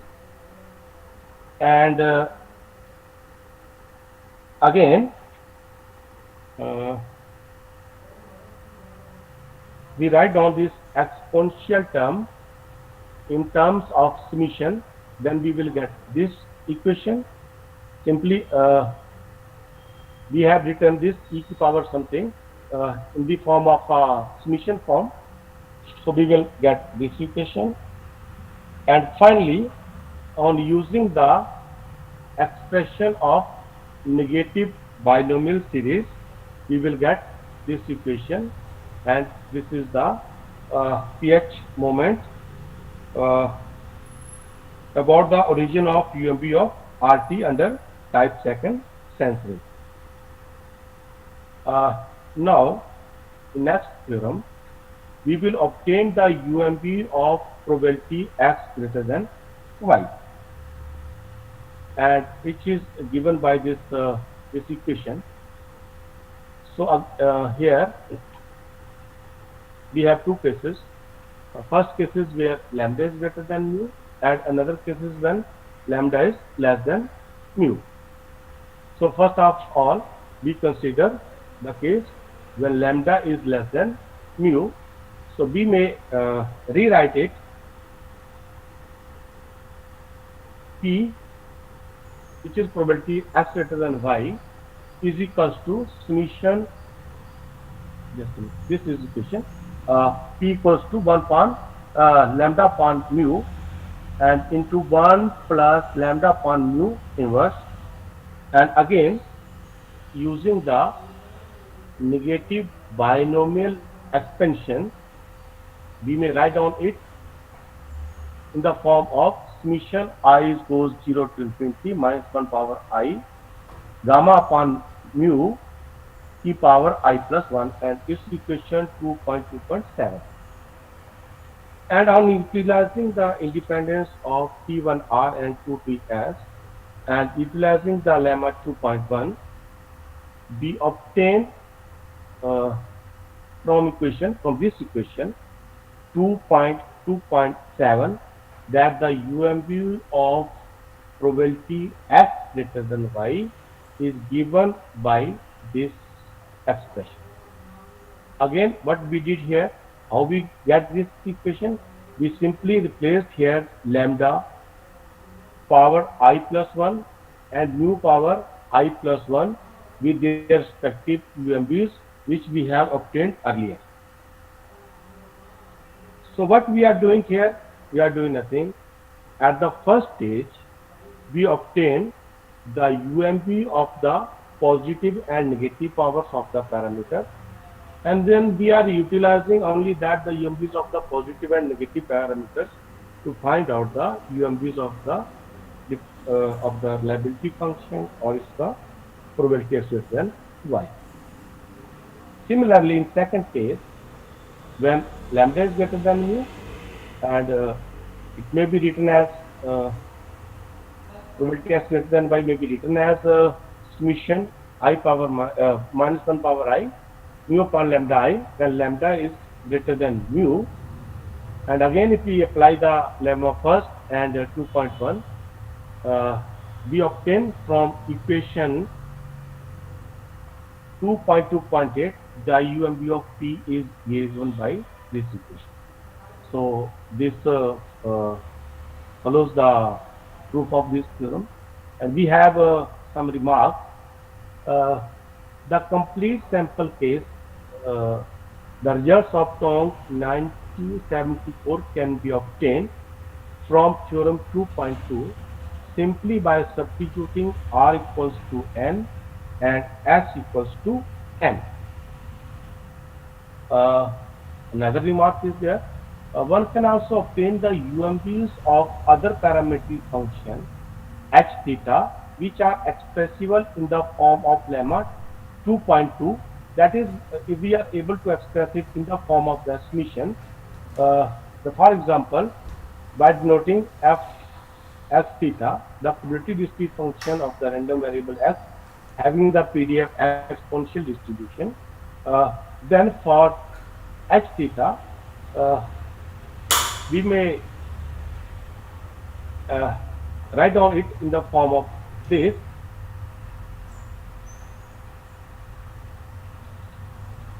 And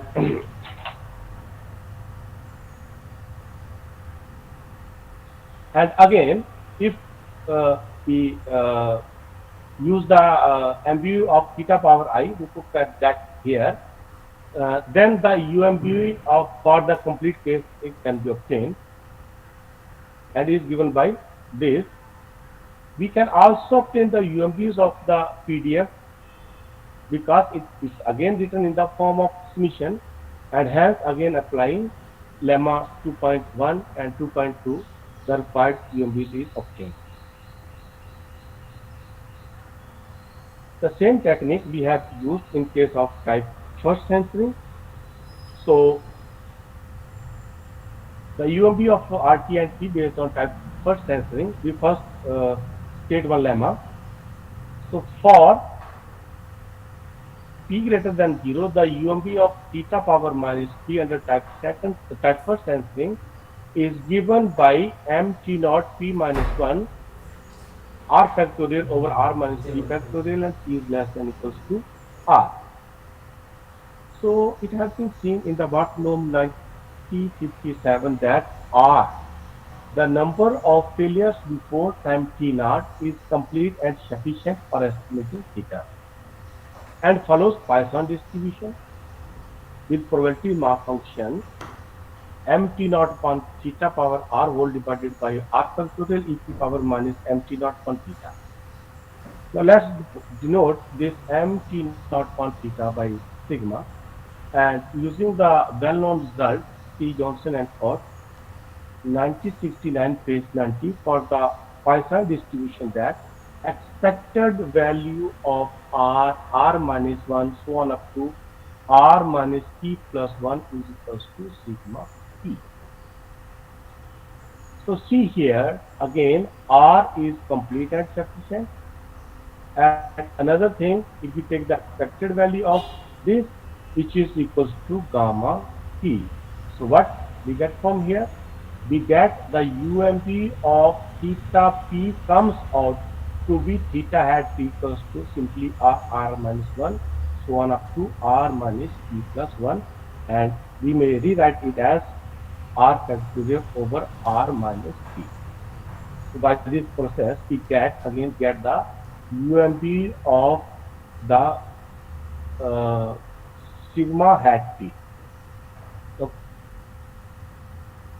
So the UMP of this is given by we get the UMP of theta hat p, which comes out m t naught power p into r factorial over r minus p factorial, and the lemma follows. Now one remark is there. It is easy to see book written by Sinha 1986 page 31, that based on type first censoring, the UMPs of the positive powers of theta do not exist. However, we will list in the following theorem only UMPs of the negative powers will be sufficient for our purpose. So the following theorem provides the UMP of RT based on type first censoring, and the UMP of RT under type first censoring is given by this equation, again utilizing the lemma 2.1, 2.2, 2.3, and it follows from equation 2.2.6 the UMB of RT is simply obtained by substituting the UMB of sigma hat p here. Then we will get the UMB of RT under type first censoring, and the theorem follows. And in the following theorems, we will obtain the expression of moments of any order of RT under type first censoring. So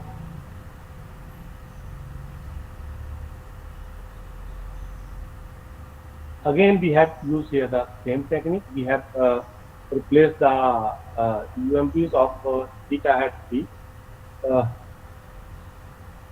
here, and we will get the UMB. We will get the expression for moments of any order of theta hat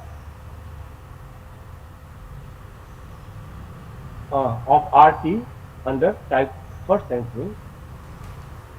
So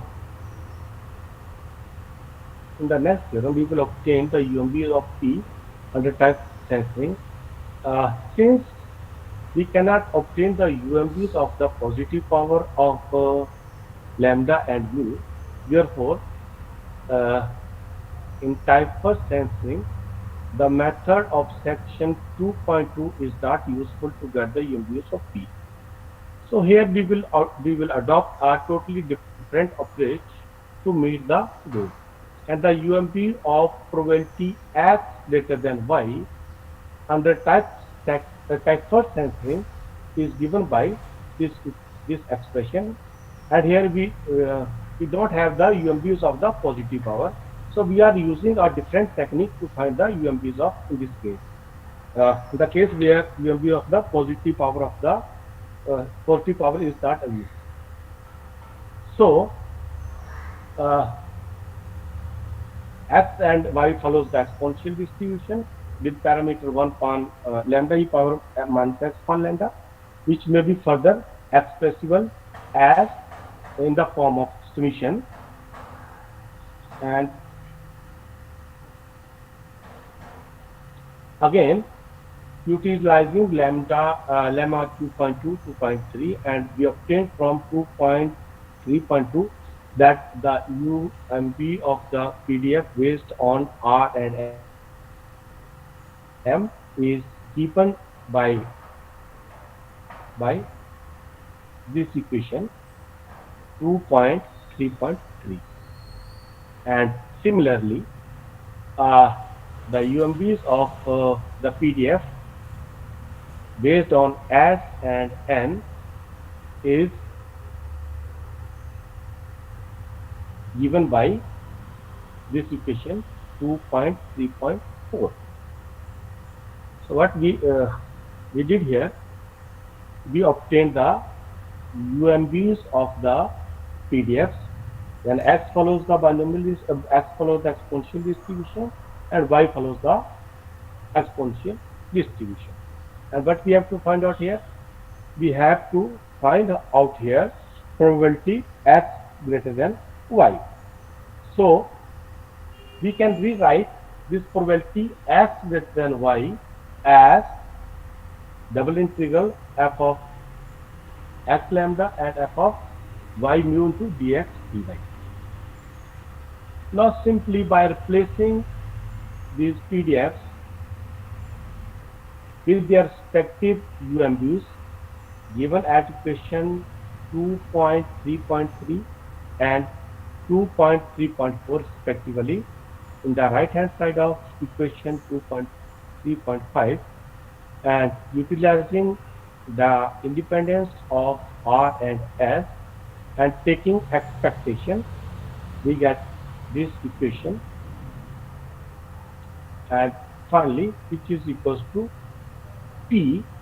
Now utilizing equation 2.3.3 and 2.3.4 as well as 2.3.6, we obtained from 2.3.5 from this equation that the UMB of P is given by this, and after solving this equation we get the equation 2.3.7. So so thus for getting the UMBs of probability S greater than Y in case of type first sensing, here again we have two cases. The first case when M is greater than N, and another case is when M is less than N. So first we consider the case when M is less than N, and again in this case from equation 2.3.7 we may rewrite it as this equation, and after solving this equation we will get the result, and similarly we can prove the second case when M is greater than N. So in this whole study what we are doing, firstly we obtain the UMBs of the positive and negative powers of the parameters involved in the model, and then we are utilizing that UMBs of the positive and negative powers for obtaining the UMBs of reliability function, or UMBs of probability x greater than y, or UMBs of the of CDF, or UMB of the PDF. And we have also used this techniques uh, to obtain the UMBs of probability x greater than y under progressive type second sensing, and it also works here. And we also use this technique on a generalized class of distributions, and where we have obtained the UMBs of almost all the distributions by using the same technique. So these are the by the same techniques we have obtained the UMBs in case of the progressive type second sensing.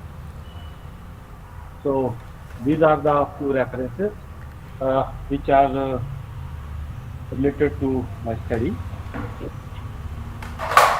And before going to conclude, these are few references. Uh, these are few references. So before going to conclude, I wish to conclude. I wish to this work which I presented here is done under the guidance of Professor Ajit Chaturvedi, Department of Statistics, Delhi University, Delhi.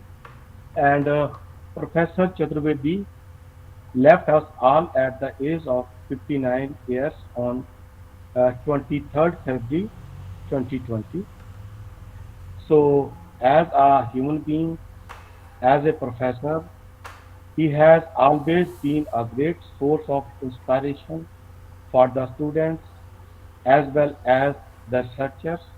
I personally wish to pay my sincere tribute to Professor Chaturvedi for his immense contribution in the field of statistics. So once again, thank you all for listening to me. So thank you all. Thank you, sir. Thank you for your nice presentation. Any discussions? One or two, please. Any questions or any discussions?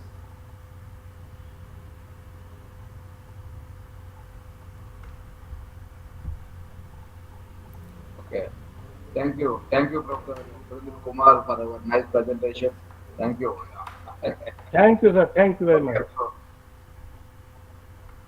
After lunch, so that we will have a break now, so that by 2 o'clock again we are going to meet. So afternoon we have two Centenary lecture, and there are three lectures invited. There are three invited talks. So thank you. So.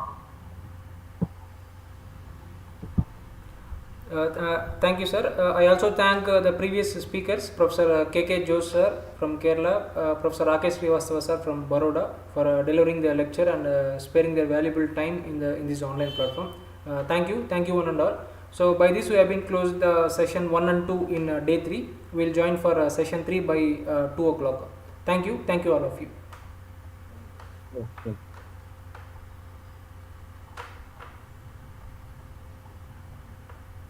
So all the participants are requested to use the link of day 3 session 2 as in your PDF. Thank you all.